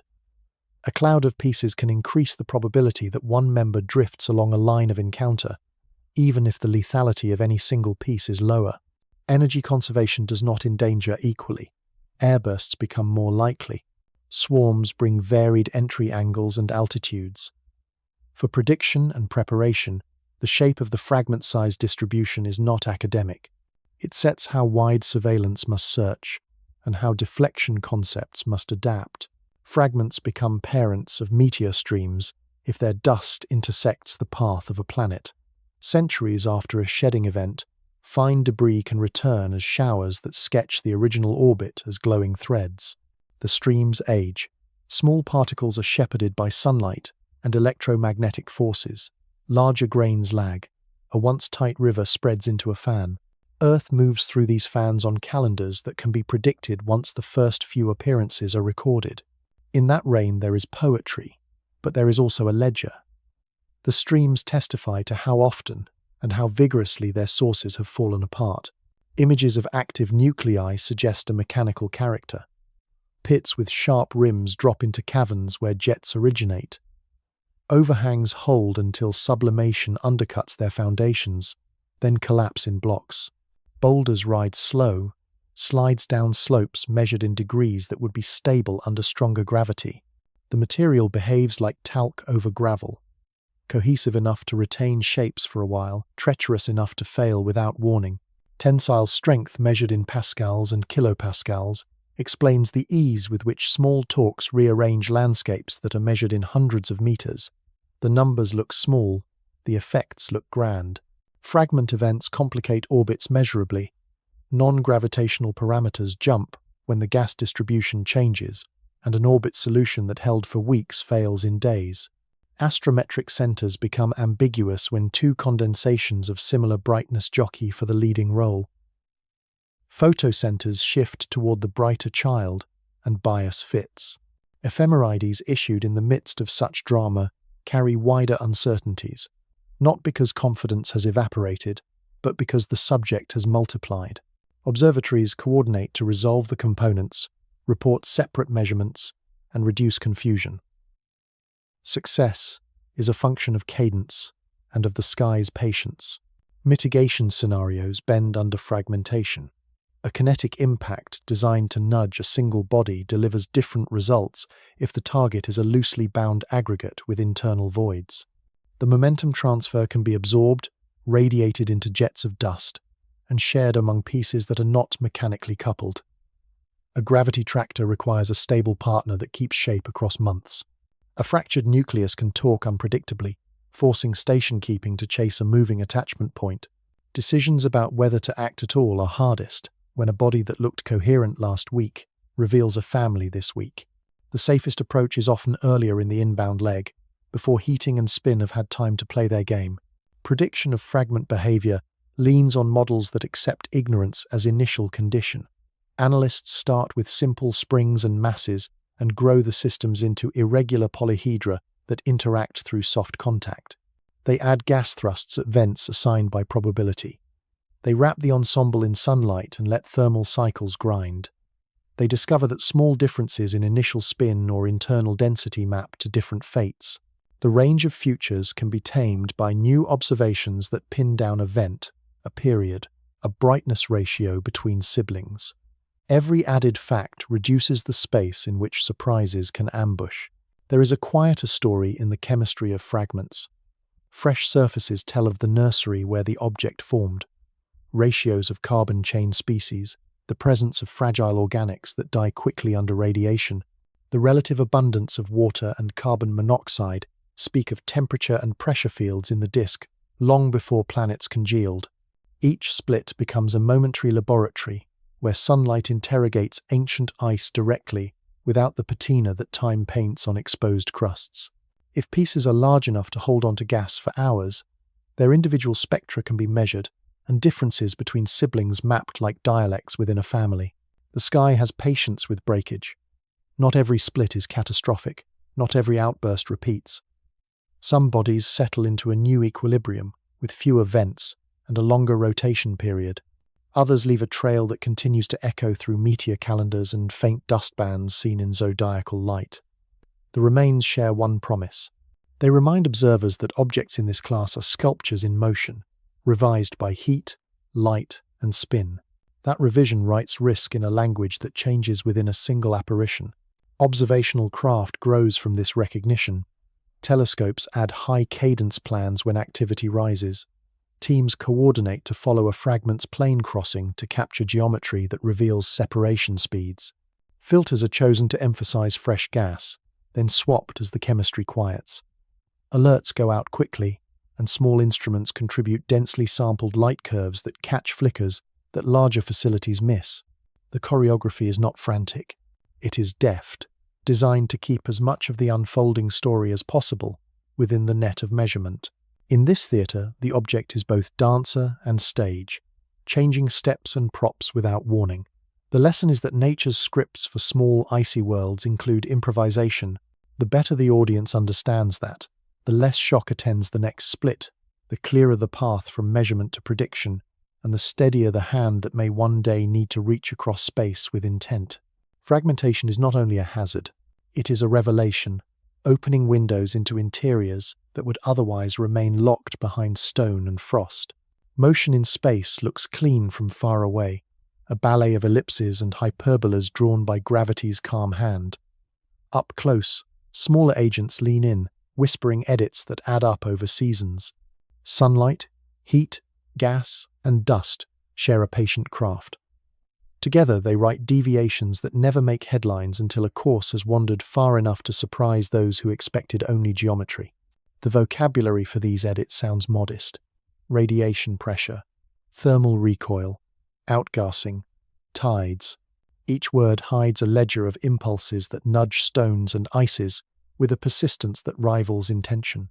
Photons carry momentum. A surface that reflects or absorbs light feels a push so gentle that it vanishes under daily life, yet the push never stops. For dust grains and small fragments, radiation pressure is a wind that sculpts tails and fans. For meter-scale bodies, it is a bias, not a sail, a steady tap that changes orbits by subtle amounts each year. The direction depends on reflectivity and shape. Highly reflective facets push harder than sooty patches. A rough object with cavities experiences self-shadowing that complicates the net vector. In equations, the force is simple, proportional to area and the solar flux, but the shape term burrows into every corner, and the result is a net that must be measured rather than assumed. Heat departs more slowly than light arrives. That delay writes the Yarkovsky effect onto stones that spin. A warm afternoon face emits more infrared photons than the cool morning face. Those photons carry away momentum, and their imbalance acts like a tiny thruster. On a prograde rotator, the diurnal component often pushes the body outward, lengthening the orbit bit by bit. On a retrograde rotator, it often draws the object inward. Seasonal versions appear when poles tilt toward or away from the sun during long arcs. The magnitude depends on thermal inertia, spin rate, size, and obliquity. Rocks with coarse regolith absorb and release heat differently than monoliths. A shift of a few degrees in spin axis can flip the sign of the drift. Over decades, kilometers can accumulate in semi-major axis, and resonances that once were distant can be reached. Sunlight does not only move bodies gently, it can twist them. The YORP effect, born from asymmetric reflection and re-emission, changes spin states and obliquities. A complex shape can accelerate its rotation until centrifugal stresses loosen boulders and dust. Alternatively, the same interplay can slow a spinner toward tumbling. Once irregular rotation begins, faces meet sunlight at changing angles, and the thermal pattern becomes a restless patchwork. The evolution is non-linear. Small changes in shape, perhaps from a landslide or from impacts by pebbles, can reverse the torque and set a new path for spin. What looks like a constant property on paper becomes a wandering quantity in practice, and the motion of a body in space inherits that wandering in every prediction. Ices speak in jets. Sublimation begins when sunlight warms pores that connect to vacuum. Gas finds an opening and flows supersonic, entraining dust and pebbles. The jet imparts thrust on the opposite side of the vent. If the source lies near the subsolar point, the resulting force points roughly away from the sunday. If the source lies on a morning slope, the thrust will lag the sun by an angle set by rotation and thermal diffusion. Models capture the average behavior with a trio of non-gravitational parameters that align with radial, transverse, and normal directions. Reality adds time lags, vent shadowing, seasonal illumination, and changes in porosity as crust grows or erodes. When activity varies, the thrust vector wanders.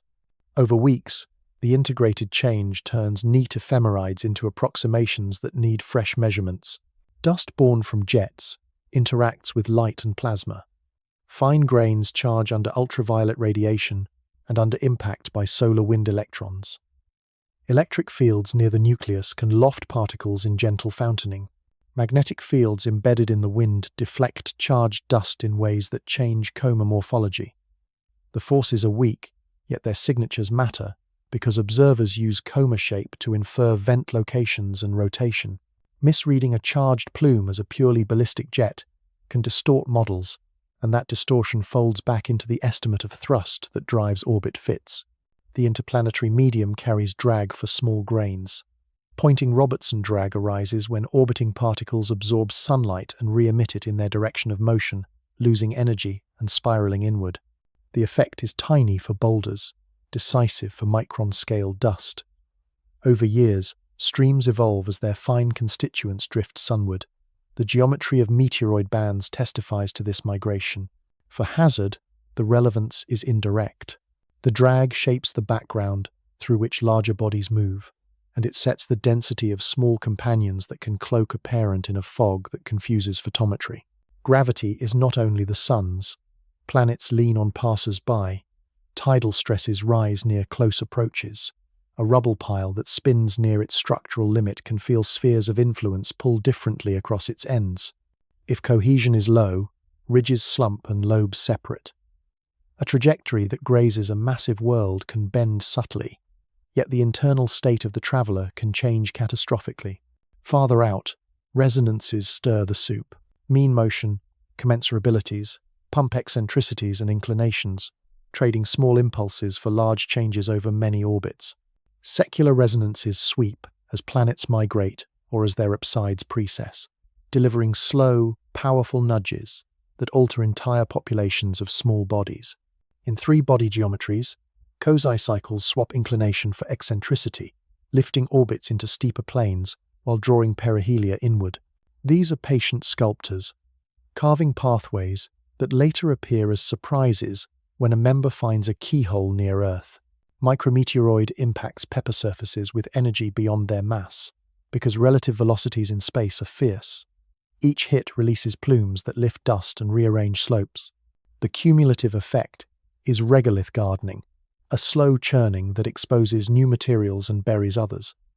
Albedos change. Polarization signatures drift. Thermal properties shift as voids open and fines collect. Instruments see these alterations as changes in brightness, color, and phase behavior, and models must be refit to keep translations between light and size honest. There are forces written deep into materials. Van der Waals cohesion and electrostatic attraction can hold grains together in near-zero gravity with a tenacity that defies intuition. A boulder perched on a slope can be stabilized by a bridge of fines in its shadow. A gravity tractor that assumes a simple pull may find a surface crust that breaks into sheets. For a spinning body, weak cohesion can delay failure until a threshold is crossed, then release entire sections as if a lock had been picked. The timing of such releases appears spontaneous, yet it follows the slow bookkeeping of torques and tides that has been running silent for years. Relativistic corrections exist even here.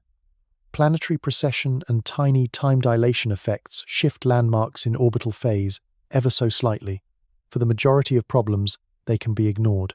For long predictions of close approaches, the cleanest models include them, because the margin between a distant pass and a narrow one may live in the 4th or 5th decimal place, and fidelity matters in those digits when time horizons stretch.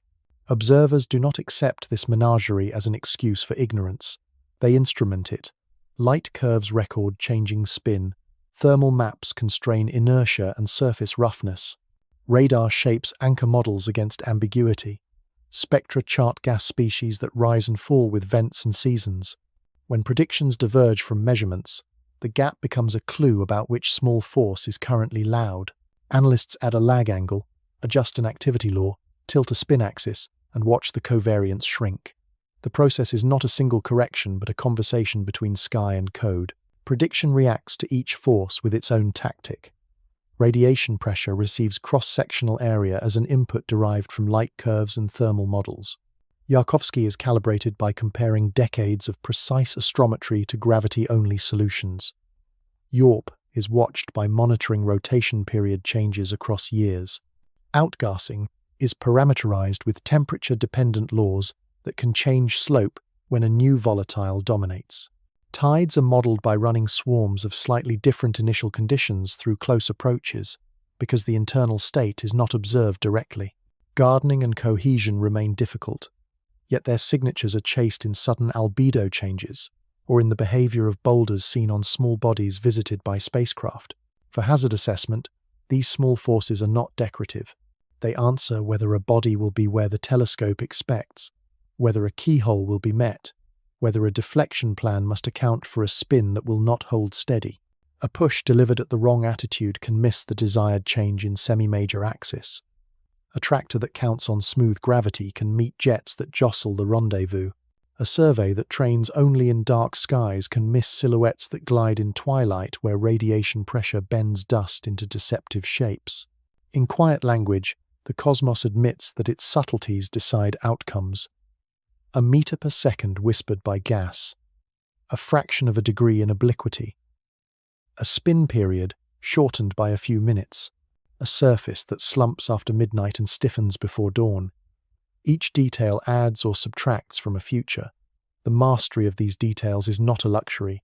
It is the necessary intimacy that turns celestial mechanics into prediction rather than story. To learn these names and measure their strengths is to gain the right to say where a traveler will be and what it might do when it arrives. That right is hard-won, built from patience, revision, and a willingness to admit that the smallest hands in space often draw the largest consequences. They move like fish without a schoolmaster, a drift of bodies guided by no will, and yet bound by a shared medium of gravity and time. The sky holds them in layers, closest to the warmth, fragments too small to name circle as dust and pebbles, the zodiacal cloud glimmering as a soft veil. Farther out, rubble grows into boulders and dark rocks that reflect little and announce less. Beyond even those, long-period travelers fall from a distant reservoir where the sun's leash is thin. Farther still, foreigners enter on open paths from other homes entirely, their speeds a signature of the wider galaxy. None of these stones thinks. None of them aims. Their danger emerges from abundance, not anger. The nearby swarm builds from collisions that never stop. Asteroids strike and grind, making smaller pieces that then collide again, cascading the distribution toward fine grains. Each impact is a brief furnace that flashes and cools. The products of that furnace darken with age, coated by carbon-rich varnish from countless micro-hits. What results looks less like glitter and more like soot, Telescopes struggle to measure members that carry heat rather than light, and so strategies turn to infrared, where warmth speaks, even when albedo hides. The silent swarm thickens along families of orbits born from parent bodies that shattered long ago. A map reveals currents that once were simple arcs, now widened into bands by time and chance. Beyond the main belt, comets feed the population with a different diet. Every close approach to sunlight sheds grains that remain in roughly the same lane. Over centuries, these lanes broaden into rivers. Planets tug on them and stir them like paddles. The rivers intersect Earth's track, and on calendar days that can be predicted, the planet swims through filaments of dust. The result is a rain of meteors that delights the eye and writes subtle wear into atmosphere and satellite skins. Here and there, larger crumbs hide inside the stream, too big to burn entirely in air, just small enough to escape the catalogues for a while. The stream as a whole becomes a slow-moving web where surprises can be threaded. Dormant comets complicate the count. Some nuclei spend long stretches wrapped in crust that seals in volatiles so well that activity fades below easy detection. They resemble dark asteroids until sunlight or spin exposes a weakness. When they wake, their labels change. When they sleep, they add to a census that was always thought to be incomplete and now admits more shadow. Models of risk must make room for these sleepers who carry cometary densities and structures but not cometary flags of gas. Farther out, a distant cloud holds the longest period travelers. The sun shares that distant space with nothing obvious, yet the galaxy leans gently on the outermost shells where cometary bodies float nearly free. Tides from the Milky Way's mass and the passing of nearby stars over long spans perturb some into patient falls. They arrive on slopes so steep that their speeds outmatch most locals. The first notice can be late. Their approach geometries vary at will. Their numbers are sparse compared to near-Earth asteroids, yet their energy at impact per unit mass is larger because velocity is a multiplier that plays without mercy. The cloud releases no malice, only statistics that do not negotiate. Interstellar visitors add a thinner layer to this portrait. They drift through the system like plankton on a slow current, a few per decade found by the most attentive eyes. Whether large ones exist in non-trivial numbers remains a question, but even a small population of modest members adds another avenue for surprise. Their surfaces may wear compositions unfamiliar to local catalogues. Their speeds limit observing windows and keep radar out of reach unless geometry is generous. A swarm does not need to be dense to matter. It only needs to be diverse and patient. The notion of intent dissolves when the scale is planetary. Particles seed the upper air nightly. Pebbles streak as brief knives of light. Meter bodies announce themselves to infrasound arrays when they erupt as fireballs. Tens of meters make sonic booms that shake windows. The line where consequence becomes governance is not a clean edge. Satellites cannot blink when dust strikes at tens of kilometers per second. Solar panels pit and slowly lose efficiency. Whipple shields on space stations record impacts as tiny craters in layered metal. The human presence in orbit extends the list of stakeholders who must read the swarm honestly. Swarms possess structure. Complexes of debris can span millions of kilometers, with dense knots embedded inside. These knots may be relics of repeated shedding from a single parent over centuries. They can turn a predictable meteor shower into a spectacular one in a particular year, or produce a modest storm when the densest filaments intersect at just the wrong hour. For hazards larger than sand, filament structure means that risk is not uniform along an orbit. A spacecraft traversing a node at one time of year may pass quietly, and at another time encounter fluxes that overwhelm its design assumptions. Understanding requires maps that combine celestial mechanics with the memory of old shedding events. Gravity sculpts swarms at many scales. Jupiter sorts comets into families with periods of a few years. Resonances in the belt gather fragments into arcs of stability, punctuated by gaps where orbits are emptied.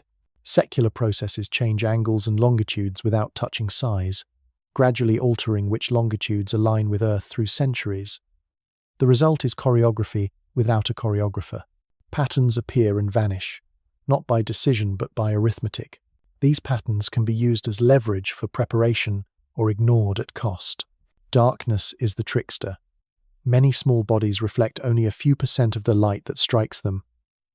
They look like lumps of coal against a coal pile. Detection relies on motion and context. An object that shares the speed of stars across a field hides like a quiet passenger in a crowd. Infrared sees what reflection misses, but thermal backgrounds from Earth and instrument optics limit sensitivity without cold vantage points in space. The swarms include members that look empty until heat feels their presence. Improvement here is not romance. It is insurance, bought by hardware cooled to see whispers. Material matters. Iron and nickel bodies endure entry that would crumple stony cousins. They dive lower before dispersing energy. They punch through more atmosphere before reforming as droplets that rain as small meteorites across fields and roofs. Porous aggregates flare higher and shed energy earlier. The swarm is a mix, and its mix shifts over time as collisions favor survival of certain strengths and as sunlight drives off ices from small members. Any ground-based risk model that treats all incoming stones the same will be graceful and wrong. The swarm has a human echo in networks that listen. Fireball cameras triangulate bursts and reconstruct trajectories backward to find source regions. Infrasound stations pick up airwaves that travel oceans, assigning sizes to events that leave no visible trace in cloudy skies. Radar intersects falling trails and reads the sizes of grains. These instruments do not command rocks to behave. They accept the behavior and learn to hear it before the planet does. Together they build a census that is less a list and more a weather report with climatology attached. Spacecraft sometimes sail directly through debris rivers. Comet flybys plow bow waves in dust that turn into streaks across images. Missions to asteroids skirt fields of pebbles that drift as if in slow choreography. Lessons from those passages inform design standards for future flights through denser meteoroid environments. They also teach humility, because even tiny grains can damage instruments at high relative speed.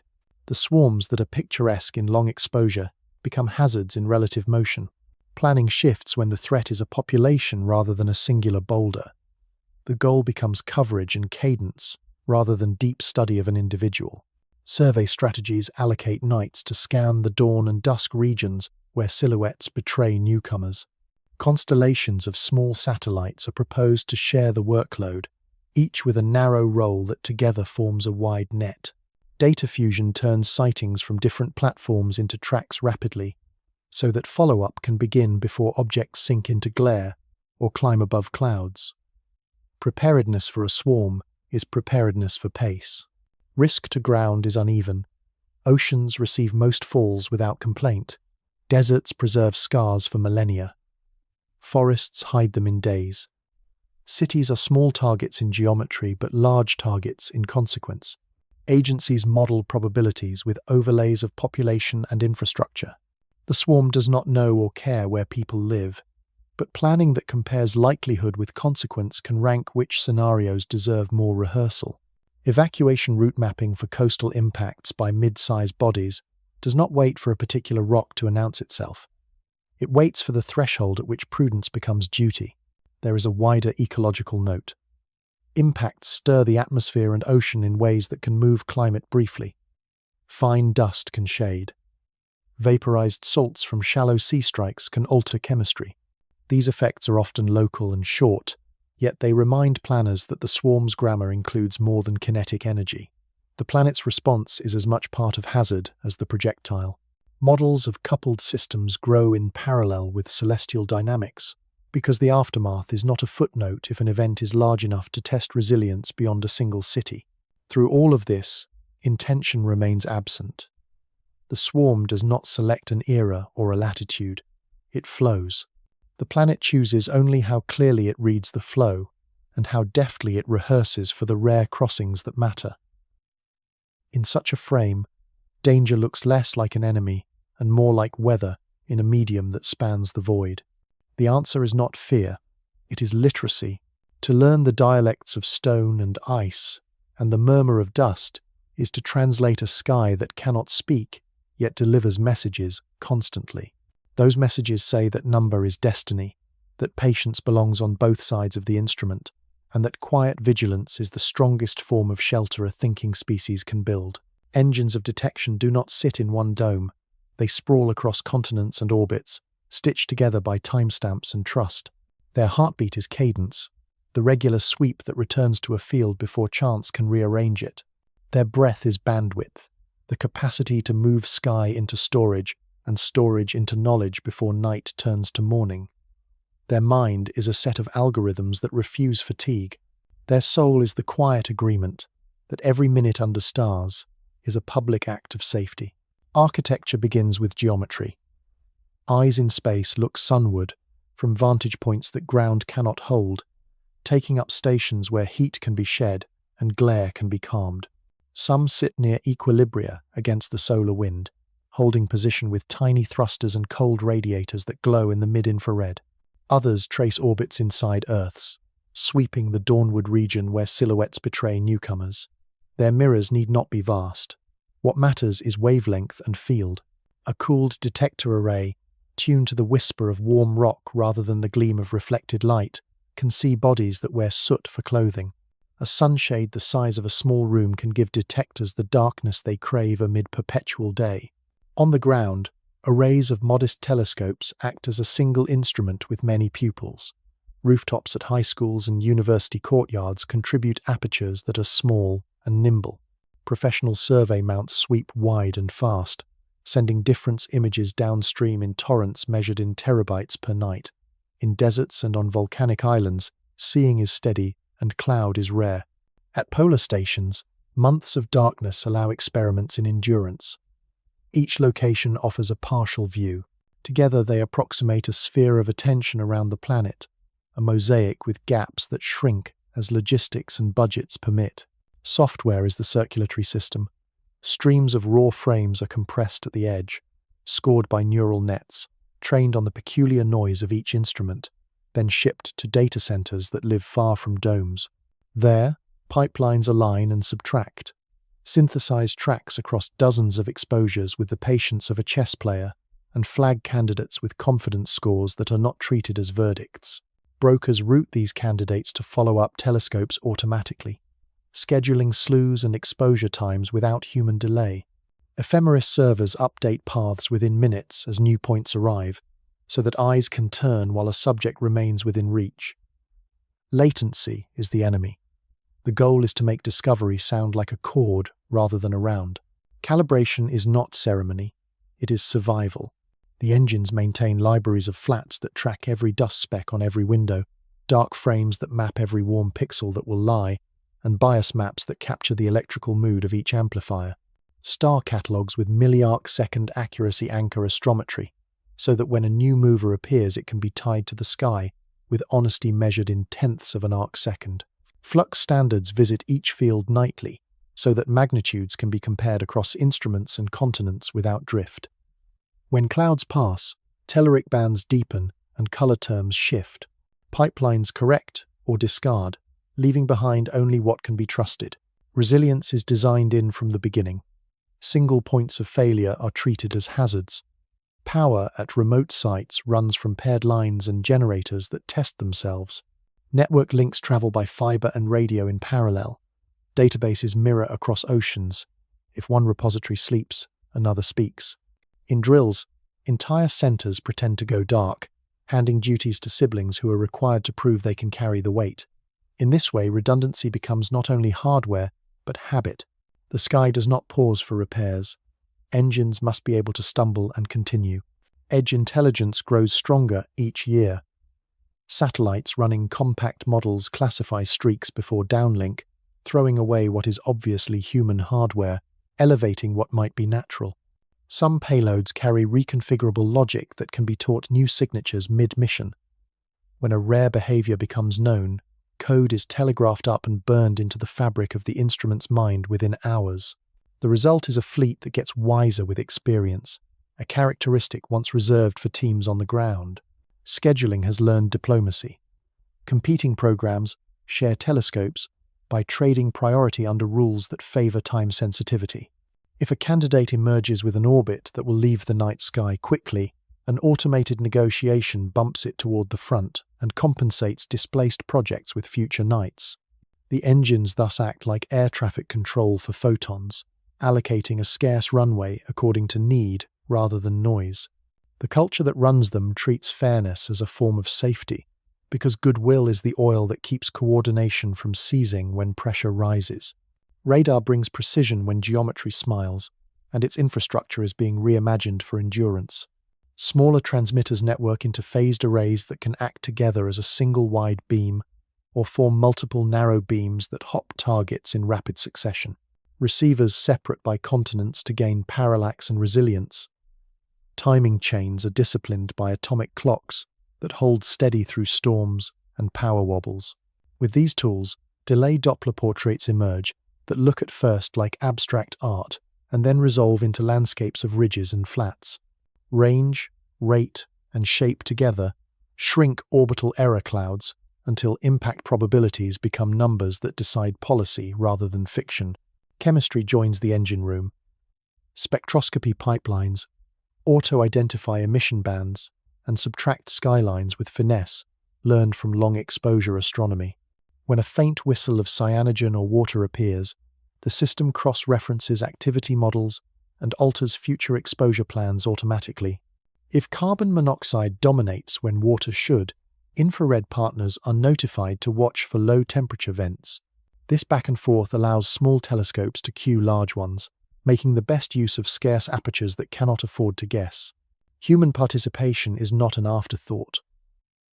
Citizen networks contribute calibrated measurements through portals that enforce standards gently and clearly.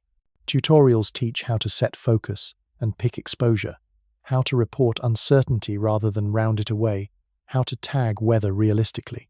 Gamified dashboards let amateurs see the effect of their nights in maps that mark coverage holes shrinking. Their data carries weight, entering models alongside professional measurements with flags that track provenance. The engines are social machines as much as optical ones. Security quietly guards the arteries. An adversary cannot gain anything by lying about rocks, but errors can propagate easily when formats are casual. Cryptographic signing of alerts, checksums on image sets, and cross-validation through independent pipeline stacks prevent naivety from becoming noise during the hours that matter.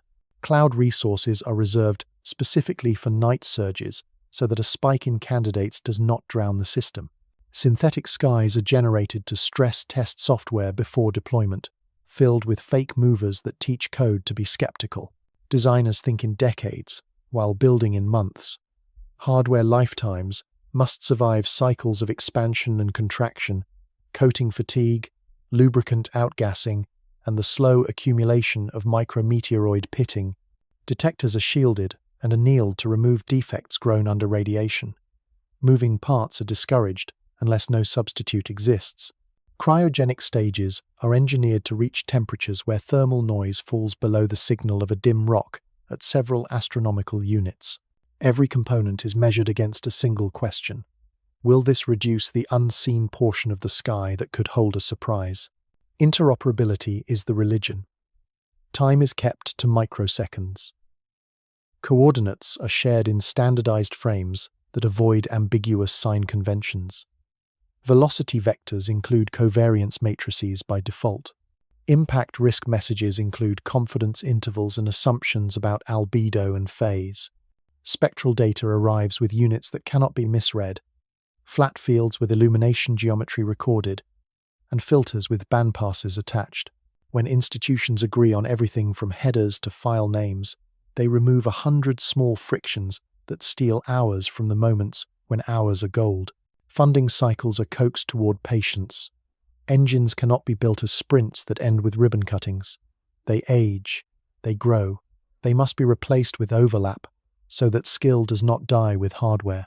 Proposals begin to include line items for training the next cohort, for keeping software readable, for documenting quirks that live in the heads of veterans.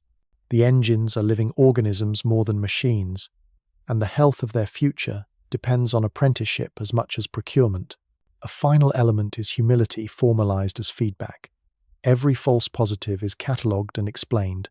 Every miss is dissected without blame. Lessons move into code comments and interface changes.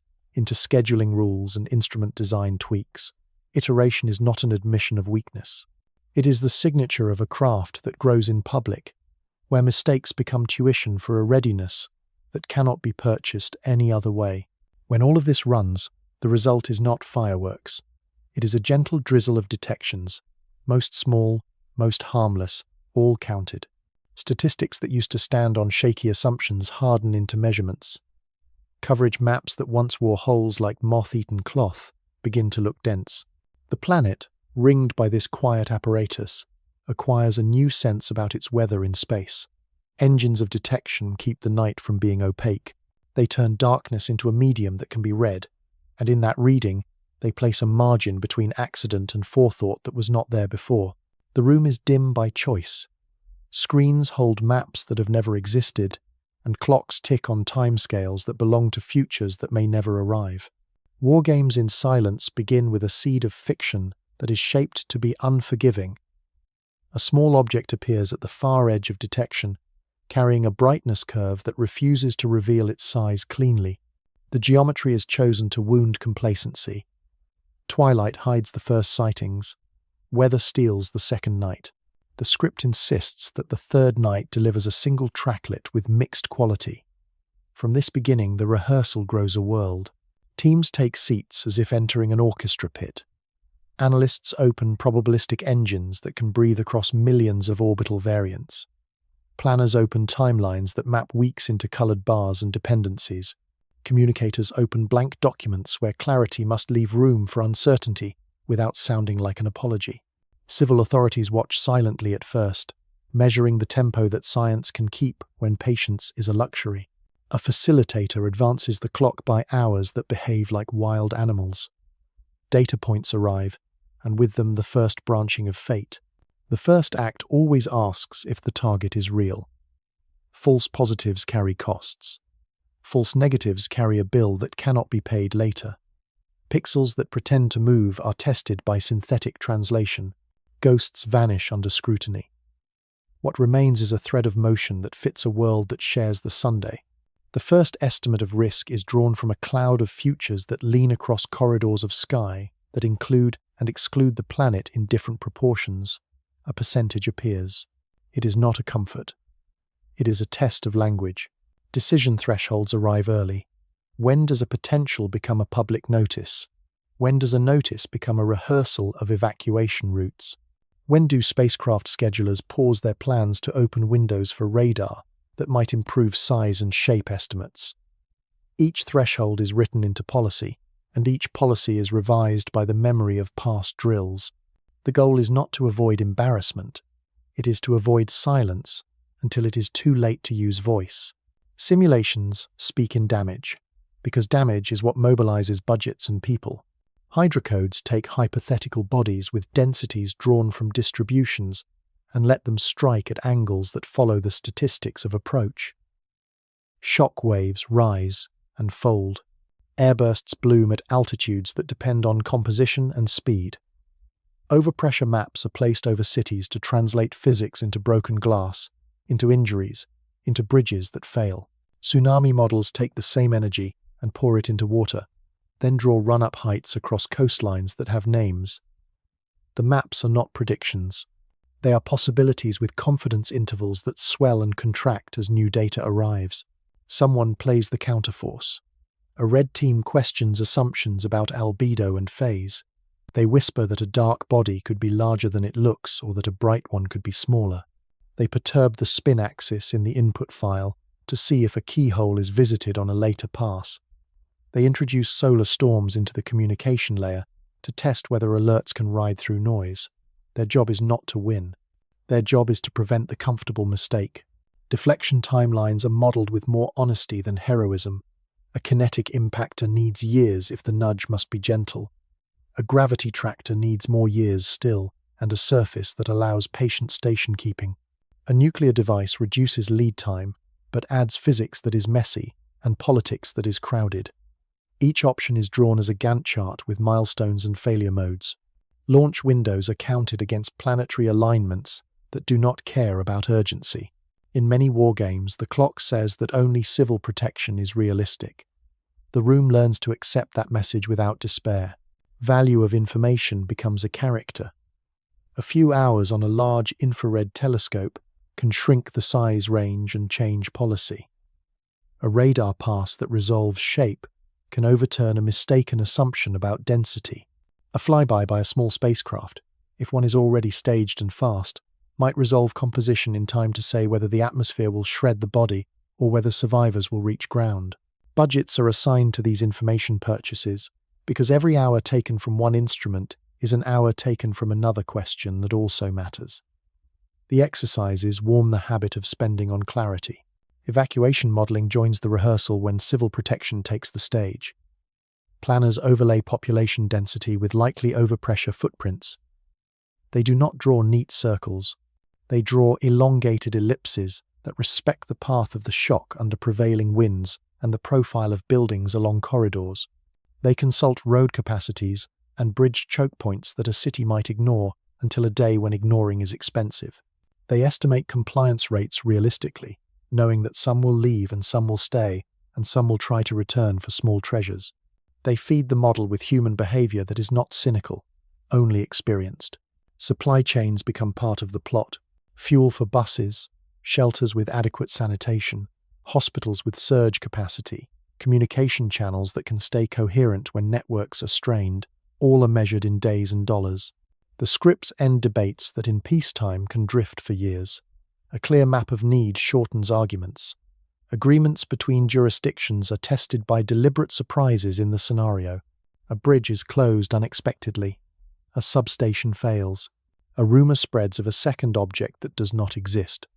The room watches how quickly clarity can be restored and how gently a correction can be spoken without losing trust. Messaging is crafted as if tone were a tool. A first advisory explains that a small object has a non-zero chance of causing local damage on a given date, that the chance will likely change, that updates are scheduled and not random. The second advisory adds a narrowed corridor and a description of potential effects that avoids hyperbole. The third advisory invites specific actions for those inside the corridor and calming actions for those outside. Graphics are tested with panels of non-specialists who point out where a color scale frightens without informing or where jargon pretends to be precision while only confusing. The practice respects the public as a partner rather than an audience. Ethics are not decorations in these rooms. Who leaves first when time is short? How are decisions audited later when outcomes fell short of warnings? How to hold truth steady when an early high probability falls as more data reduces risk. The exercises insist on transparency that includes the right to say what is unknown. They also insist on accountability for false certainty.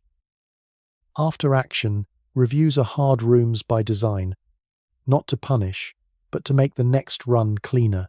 Artificial intelligence participates but does not command. Models predict likely fragmentation given brightness, history, and thermal parameters. Others classify public sentiment in real time to advise when a message has misfired. Still, others optimize camera pointing across a network of telescopes under weather forecasts that change by the hour. In each case, a human has veto power. Black box behavior is treated as an unacceptable risk when stakes rise. The training sets are examined. The blind spots are documented. The room accepts help with tempo, not surrender of judgment. International seams are rehearsed until they fray less.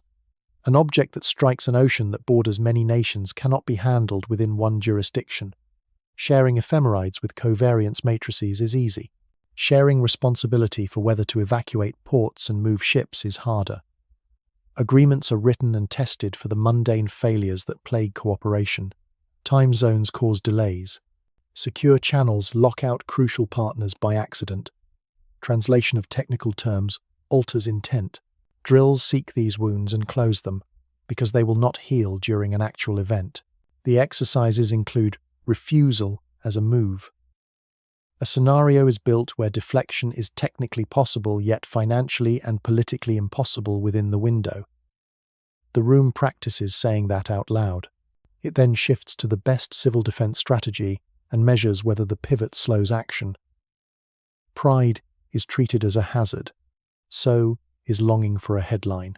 The quiet hero is a spreadsheet that shows families moving out of a narrow zone in time and back again 2 days later, when the sky proves itself harmless after all. Metrics judge performance without sentiment. Latency from detection to first advisory is timed. Accuracy of corridors is scored against later truth. False alarm costs are counted in dollars and in the softer currency of trust. Training effects are measured by running a second scenario months later and comparing numbers. Improvement is the only acceptable outcome. If none appears, the architecture is changed, not excused. By the end of a day in such a room, the participants look tired in the way musicians look when a long rehearsal ends. Nothing exploded outside, no crowds ran, yet muscles that seldom feel stress have done real work. The world grew a little more capable of choosing when choice matters. Files are saved. Lessons are written. A new script is drafted that rearranges the angles and disguises the timing, so that practice does not become rote. War games in silence will never be popular television. Their highlights are a graph that converges faster, an alert that speaks plainer, a corridor that narrows with fewer observations, a bus timetable that matches a map. Yet these quiet victories purchase a future in which luck is not the only shield. They do not promise invulnerability, they promise a posture. The posture is readiness carried without drama, a learned flexibility that knows how to move resources under uncertainty and how to let go of certainties that no longer serve. In that posture, the planet becomes less of a target and more of an agent. The sky remains indifferent. The rehearsal teaches the ground to be otherwise. Origins speak in low voices from cold places. The chemistry of a wanderer begins in a disk that circles a young star-like breath in winter. Dust settles toward the midplane and sticks, first by van der Waals forces, then by frost that glues grains into pebbles.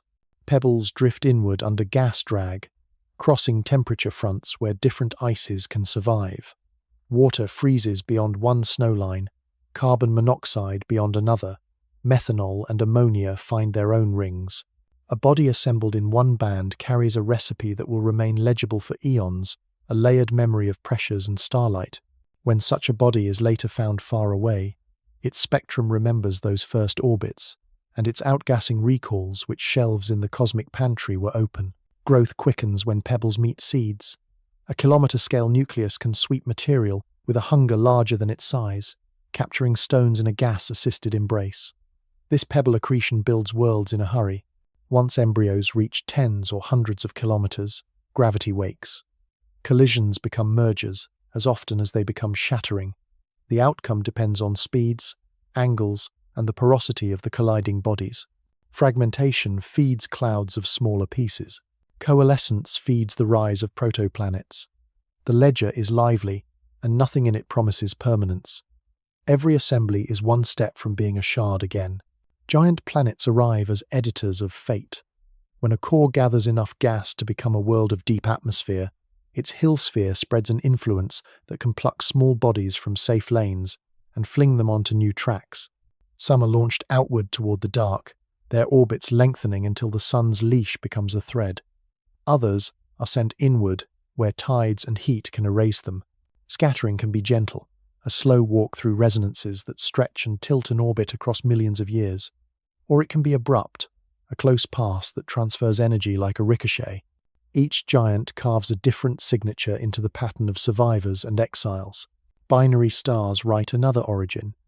Two suns orbiting a common center exchange small bodies between their zones of control, like dancers passing a partner across a line. During bursts of early migration, when gas still swirls and the stellar wind is fierce, a fragment can be ejected by a three-body flourish that leaves it free to roam. In clusters where young systems crowd together, close stellar approaches are not rare. A neighbor passing within a fraction of a light year can tip a cloud of distant comets into new inclinations or carry a few away entirely. The birth environment is not quiet. It is a village with narrow lanes where carts pass close and baskets brush. Some ejections happen from within. A planet rotates under a rain of pebbles, builds a family of Trojans that share its orbit, and then shifts. Resonance breaks give small companions a push that sends a portion inward and a portion outward. Long-term dynamics then choose the survivors. Those that drift toward the inner system face a gauntlet. Those that drift outward move into a realm where solar tides weaken and the galaxy begins to speak. Over tens of millions of years, a population gathers at distances measured in tens of thousands of astronomical units. There, the gravity of the sun wins by a hair and loses sometimes to the tides of the Milky Way. Galactic tides are patient. The disk of stars and dark matter in the plane exerts a broad, gentle pull that changes perihelia of distant comets on timescales far longer than any human story. When the perihelion dips inward from that slow pressure, an object that slept for ages can begin a fall. The path is shaped further by stellar flybys. Passing suns perturb the inventory in the deep cold, returning a handful to the light while stealing others forever. The Oort cloud is not still. It is a slow market at the edge of influence, where gravity trades lightly for time. There are sharper berths for wanderers. Tidal disruptions offer one. If a fragile comet passes too near a massive planet, it can be stretched beyond cohesion and torn into a train. Some pieces depart on hyperbolic paths that barely recall their parent. Others remain bound, but carry altered perihelia that intersect zones where later encounters finish the exile. Catastrophic impacts in the inner system can also send debris outward at escape speeds. A collision that shatters a proto-world can loft shards of rock and metal into heliocentric orbits that evolve under resonances until a fraction reaches the edge and slips away. Those shards will not outgas if heated later. They will glint dully and pretend to be asteroids while remembering a furnace as their womb. Snowlines write flavors into the emigrants that later show themselves as interstellar visitors. A nucleus formed beyond the carbon monoxide line will preserve supervolatile ices that sublimate at low temperatures, producing activity farther from the sun than typical local comets. A nucleus born near the waterline will sleep longer and wake closer in, singing mostly with OH and CN. Dust-to-ice ratios memorialize the density of solids in the ring where the object grew. Grain porosity remembers the collisional history of that band. These details persist through exile, because interstellar cold is kind to memory. Radiation darkens and toughens surfaces, yet a crack or impact can reveal layers that still bear the signatures of early orbit. Migration of giants, a process written into many systems, enhances ejection. When a massive world moves through a disk, it plows resonances across belts like a snowplow across a street. Bodies are scattered forward and back. Some are captured into mean motion commensurabilities that shepherd them outward. Some are shaken loose and find slingshots that end in escape. Models that include drifting giants produce more interstellar debris than models that hold giants fixed, which means that elsewhere, where migration histories differ, the galaxy should be seeded unevenly, with different flavors of lost small worlds. White dwarfs carry a coda for origins. Their atmospheres should be pure, yet many are polluted by metals that cannot remain aloft without constant supply. The interpretation is elegant. Remnant planetary systems endure, their small bodies perturbed into star-grazing orbits by surviving planets. Those small bodies are shredded and accrete onto the dense star, leaving fingerprints of their composition. The spectra reveal rocks and ices that look familiar, cousins to material in the inner system and the belt. If some fragments sling outward rather than inward during this late violence, they add a new cohort of interstellar travelers to the galactic sea. Rogue planets add an unusual route. Worlds ejected from their stars roam the galaxy unlit except by starlight that passes them briefly. If such a planet retains a moon, or a ring of debris, or captures a small body from the interstellar medium by three-body chance, that captured object can be flung again during later encounters. The planet becomes a courier of stones that formed elsewhere. These secondary exiles would be rare on any calendar shorter than cosmic, yet the galaxy has time enough to make the rare common in aggregate. Compositional gradients matter for more than poetry. They are constraints on how disks transport heat and momentum. Radial drift of pebbles, turbulence levels in the gas, magnetic fields that buffet charged dust, all leave imprints on what sizes of bodies are built where. When a traveler arrives with an unusual ratio of CO to H2O, or with crystalline silicates forged near a star yet carried outward before incorporation, It challenges models to explain that journey. Each interstellar visitor adds a boundary condition to a wider theory of how planets and comets are composed across the galaxy. Scales of cohesion and tensile strength decide how easily bodies are broken during the ejection phase.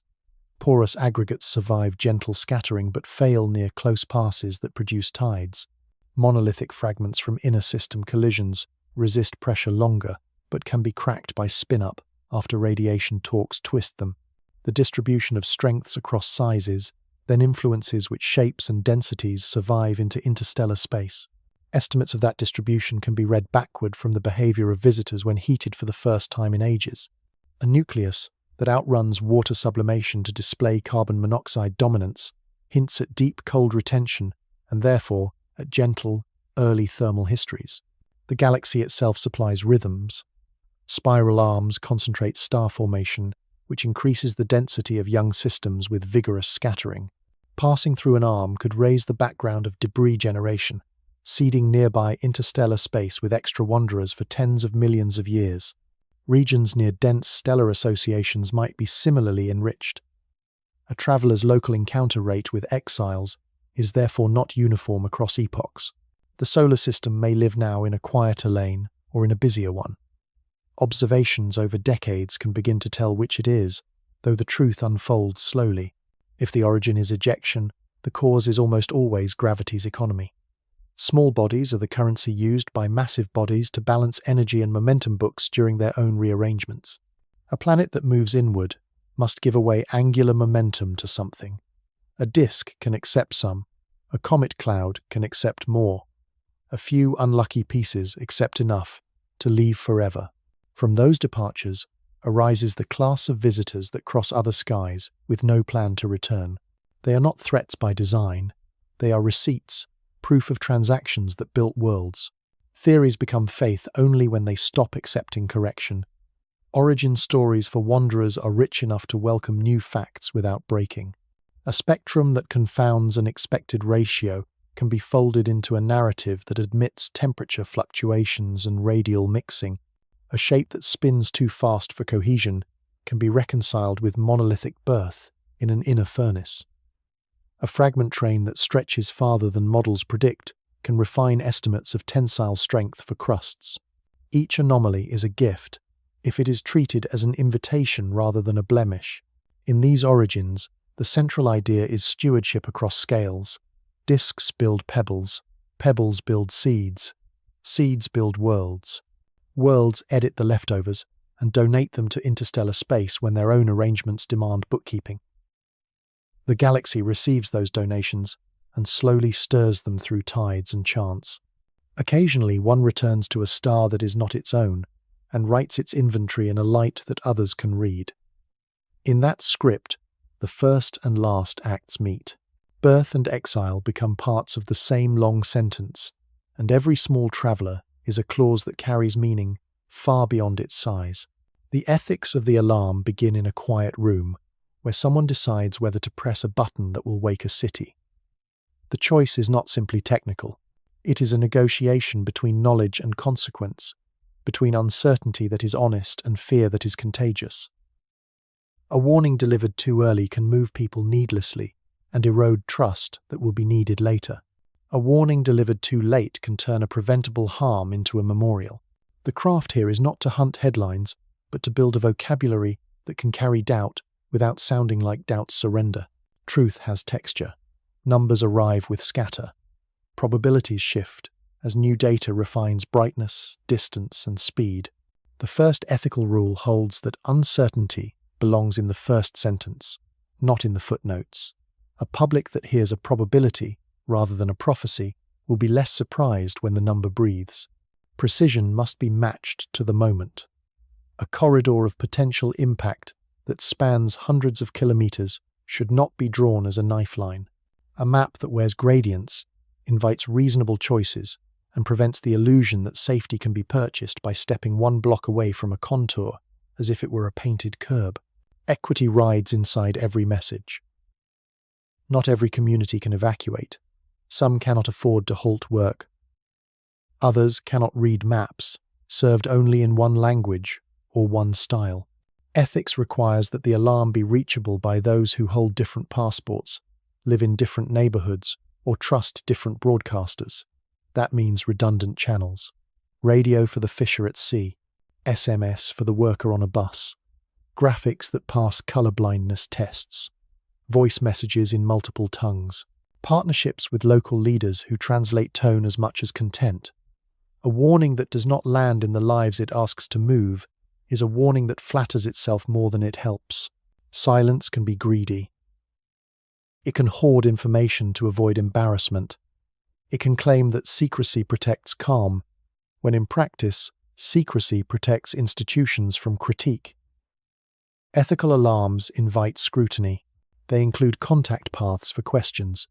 They publish the assumptions inside their models and the cadence of their updates. They admit known failure modes. They record decisions with timestamps that will make sense later when audits ask why a threshold was crossed on a particular hour. Transparency is not a luxury.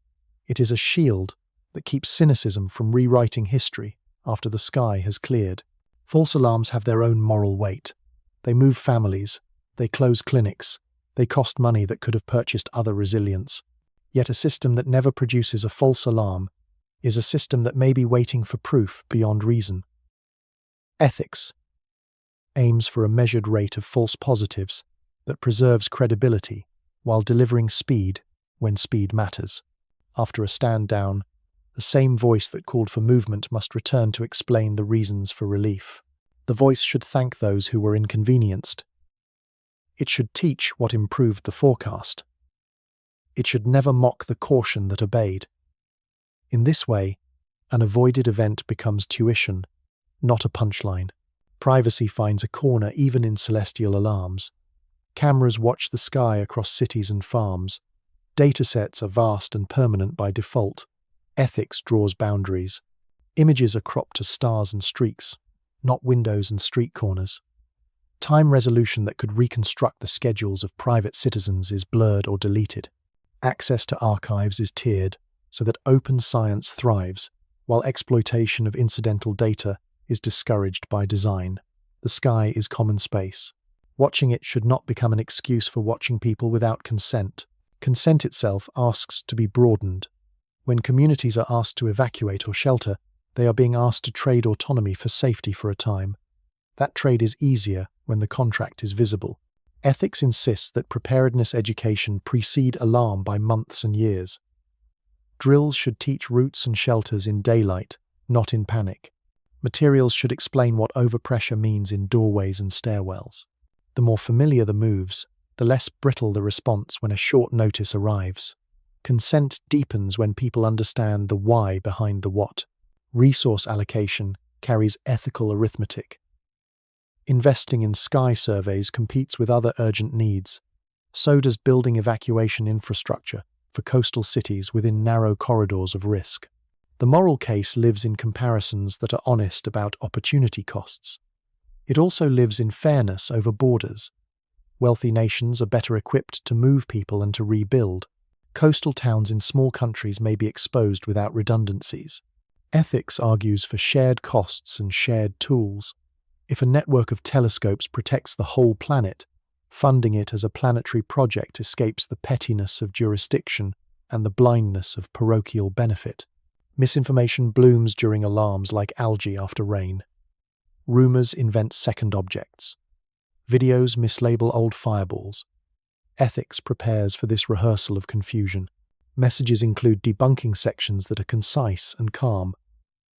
Channels are established with platforms to remove outright fabrications that could cost lives, while respecting debate that legitimately questions projections.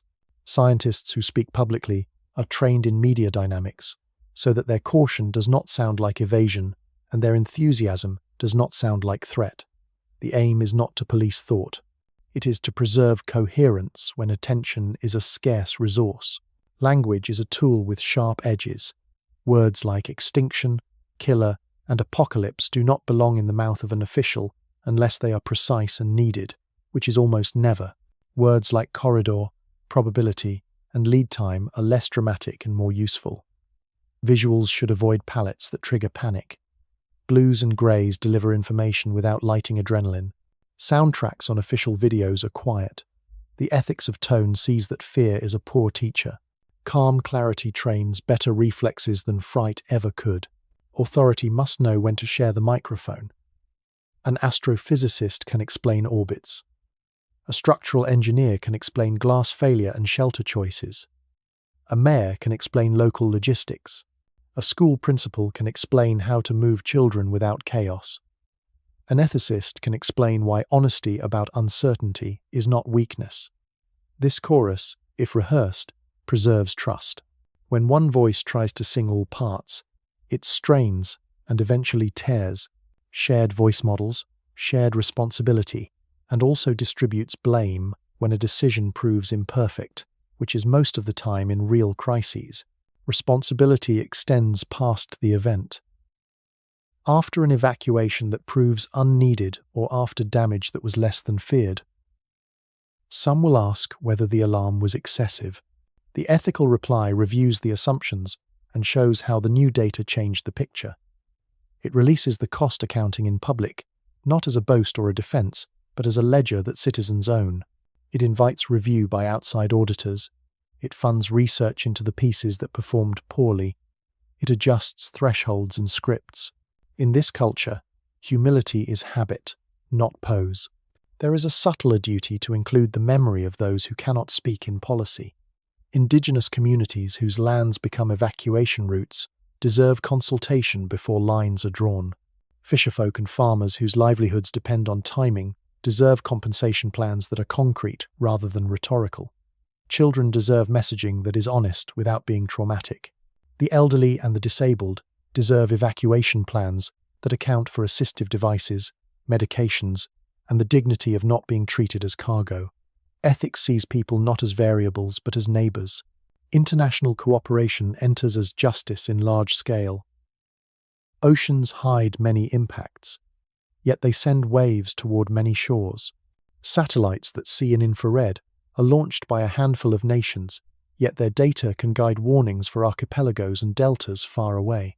Agreements that release critical data quickly and without heavy licensing are ethical instruments as much as technical ones.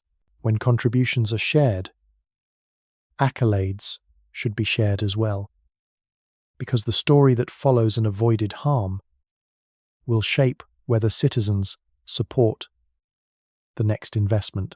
There is also the question of when not to alarm. Some small entries will light the sky, but pose no threat. Announcing each as if it were a test of the siren will numb the public.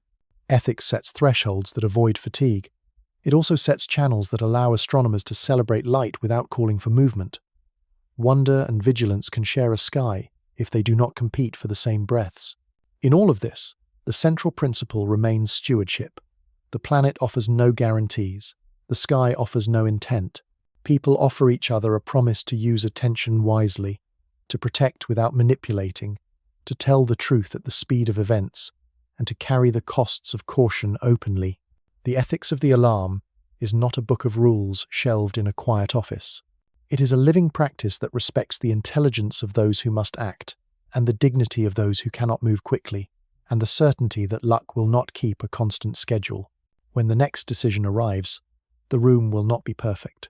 It will be better if education has been honest, if communication has been rehearsed, if tools have been shared, and if humility has been preferred over theatre. In such a room, the button is not magic. It is a covenant. Pressing it means that a chain of obligations has been honoured in advance. Not pressing it means that the same obligations remain ready. Either way, the ethics of the alarm transforms an indifferent sky into a space where choices can be made with care rather than with noise. Night covers the continents like a slow tide, and instruments blink to life in valleys and on ridges, in domes of steel and mirrors of glass. A traveller fades outward, a faint curl of light dwindling into the large arithmetic of space. Streets stay lit, oceans breathe, and the planet's quiet industry continues. Inside this ordinary calm, a lesson settles with the weight of dew. It says that danger rarely arrives dressed as drama. It arrives as time, and the true adversary is the gap between what can be known and when the knowing begins. He studies this lesson as a sequence of delays. A lens is not yet cooled to the darkness it must taste. A telescope waits for weather that refuses courtesy. Code waits for calibration files that linger in a queue.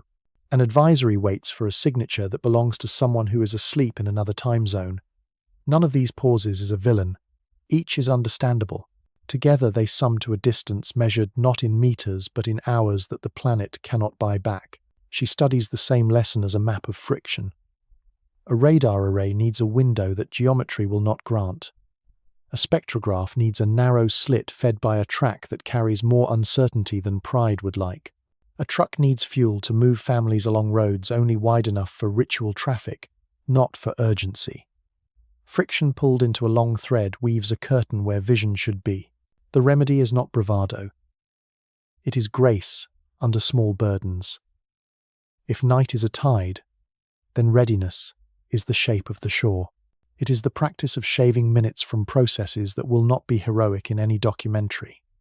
It is a clerk who knows which form to skip and which to insist upon. It is a procedure that makes the right answer the easy answer and leaves vanity with nothing to grab. It is the choice to fund a quiet instrument that sees in heat because soot-colored stones will not oblige optical romance. It is the habit of posting raw data in open vaults because the fastest solver may be a student at a modest university carrying a borrowed laptop and a generous curiosity. He walks out under a winter sky and sees the glimmer of Orion as a geometry lesson stretched across hunting myths. She sits at a console and sees the same sky as arrays of numbers that breathe in gentle changes. The language differs, but the vow can be the same. Treat time as a living thing. Spend it as if it were rare, even when it feels common. Rest without forgetting where the switch is. Teach the next hands the feel of the instrument, not only its manual. Invite new eyes that can see patterns the old eyes learned to skip. Latency shrinks when apprenticeship is treated as infrastructure. The lesson chooses examples that carry no headline. A village installs a siren that does not rely on a single wire. A county shifts a drill from a weekday morning to a weekend night and learns which assumptions were built on office schedules and not on lived lives. An observatory adds a twilight program and finds silhouettes that had been sneaking along the sun's fence for years. A space agency writes an agreement that lets a small nation's meteor camera network plug into a global alert without ceremony or fees. None of these actions will trend. All of them move an unseen dial. Latency also lives in imagination. A culture can be fast at electronics and slow at empathy. A message that is correct and cold may move fewer feet than a message that is slightly less precise but spoken with care. He learns to swap jargon for images that carry weight without violence. She learns to keep metaphors clear and sober, so that dignity stays intact even when urgency grows. The clock is kinder to those who hear quickly, and people hear a human voice more quickly than a perfect chart. The math does not bend for style, but the path from math to motion does. A darker thought asks whether vigilance must always feel like tension. The lesson answers no. It can feel like stewardship. It can feel like gardening in a region where frost is rare yet not impossible, where a tarpaulin waits folded in a shed and a neighbor knows the latch.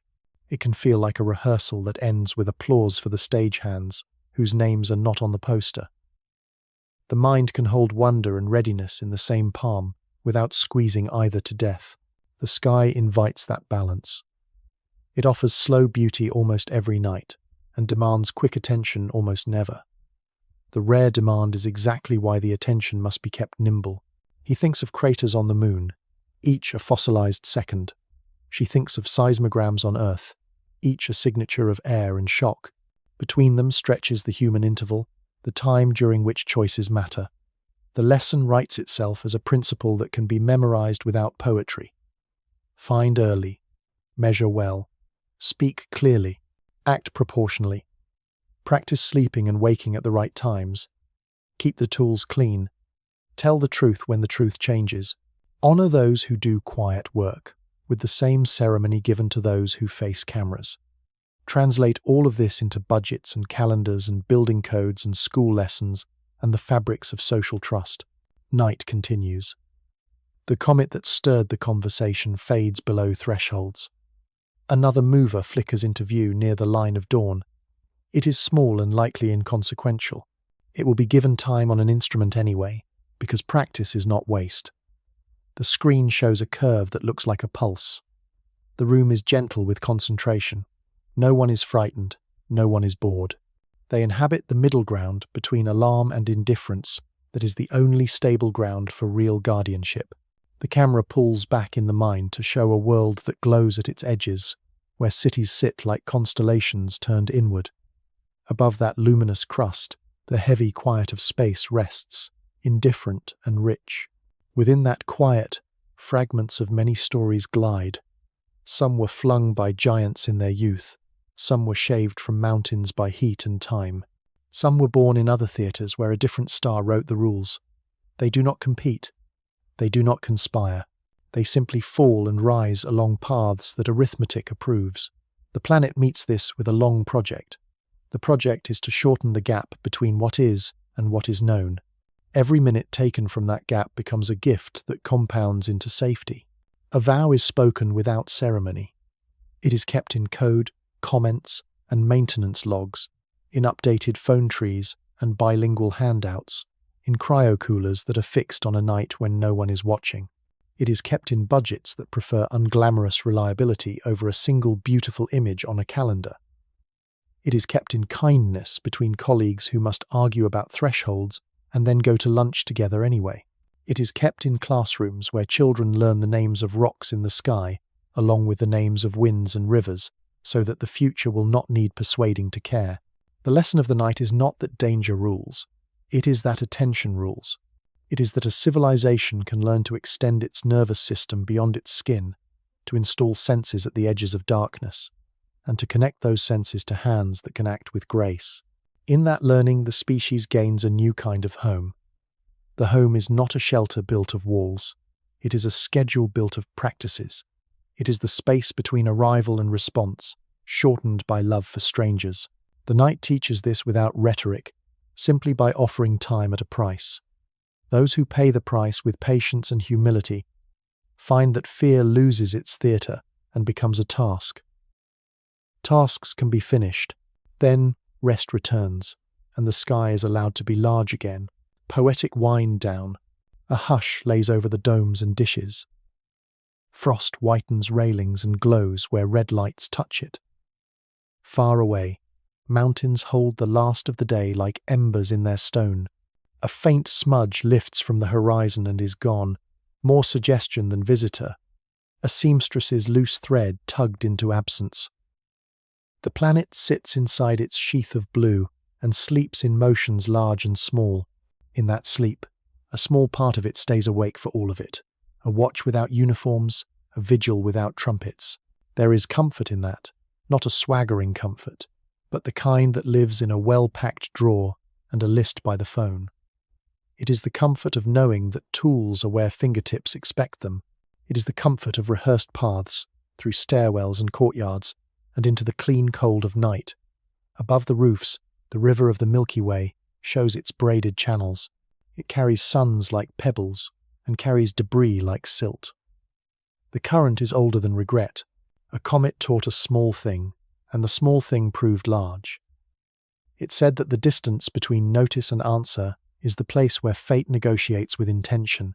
The negotiation goes better when the table is set, when the chairs are many, when everyone knows how to speak without shouting.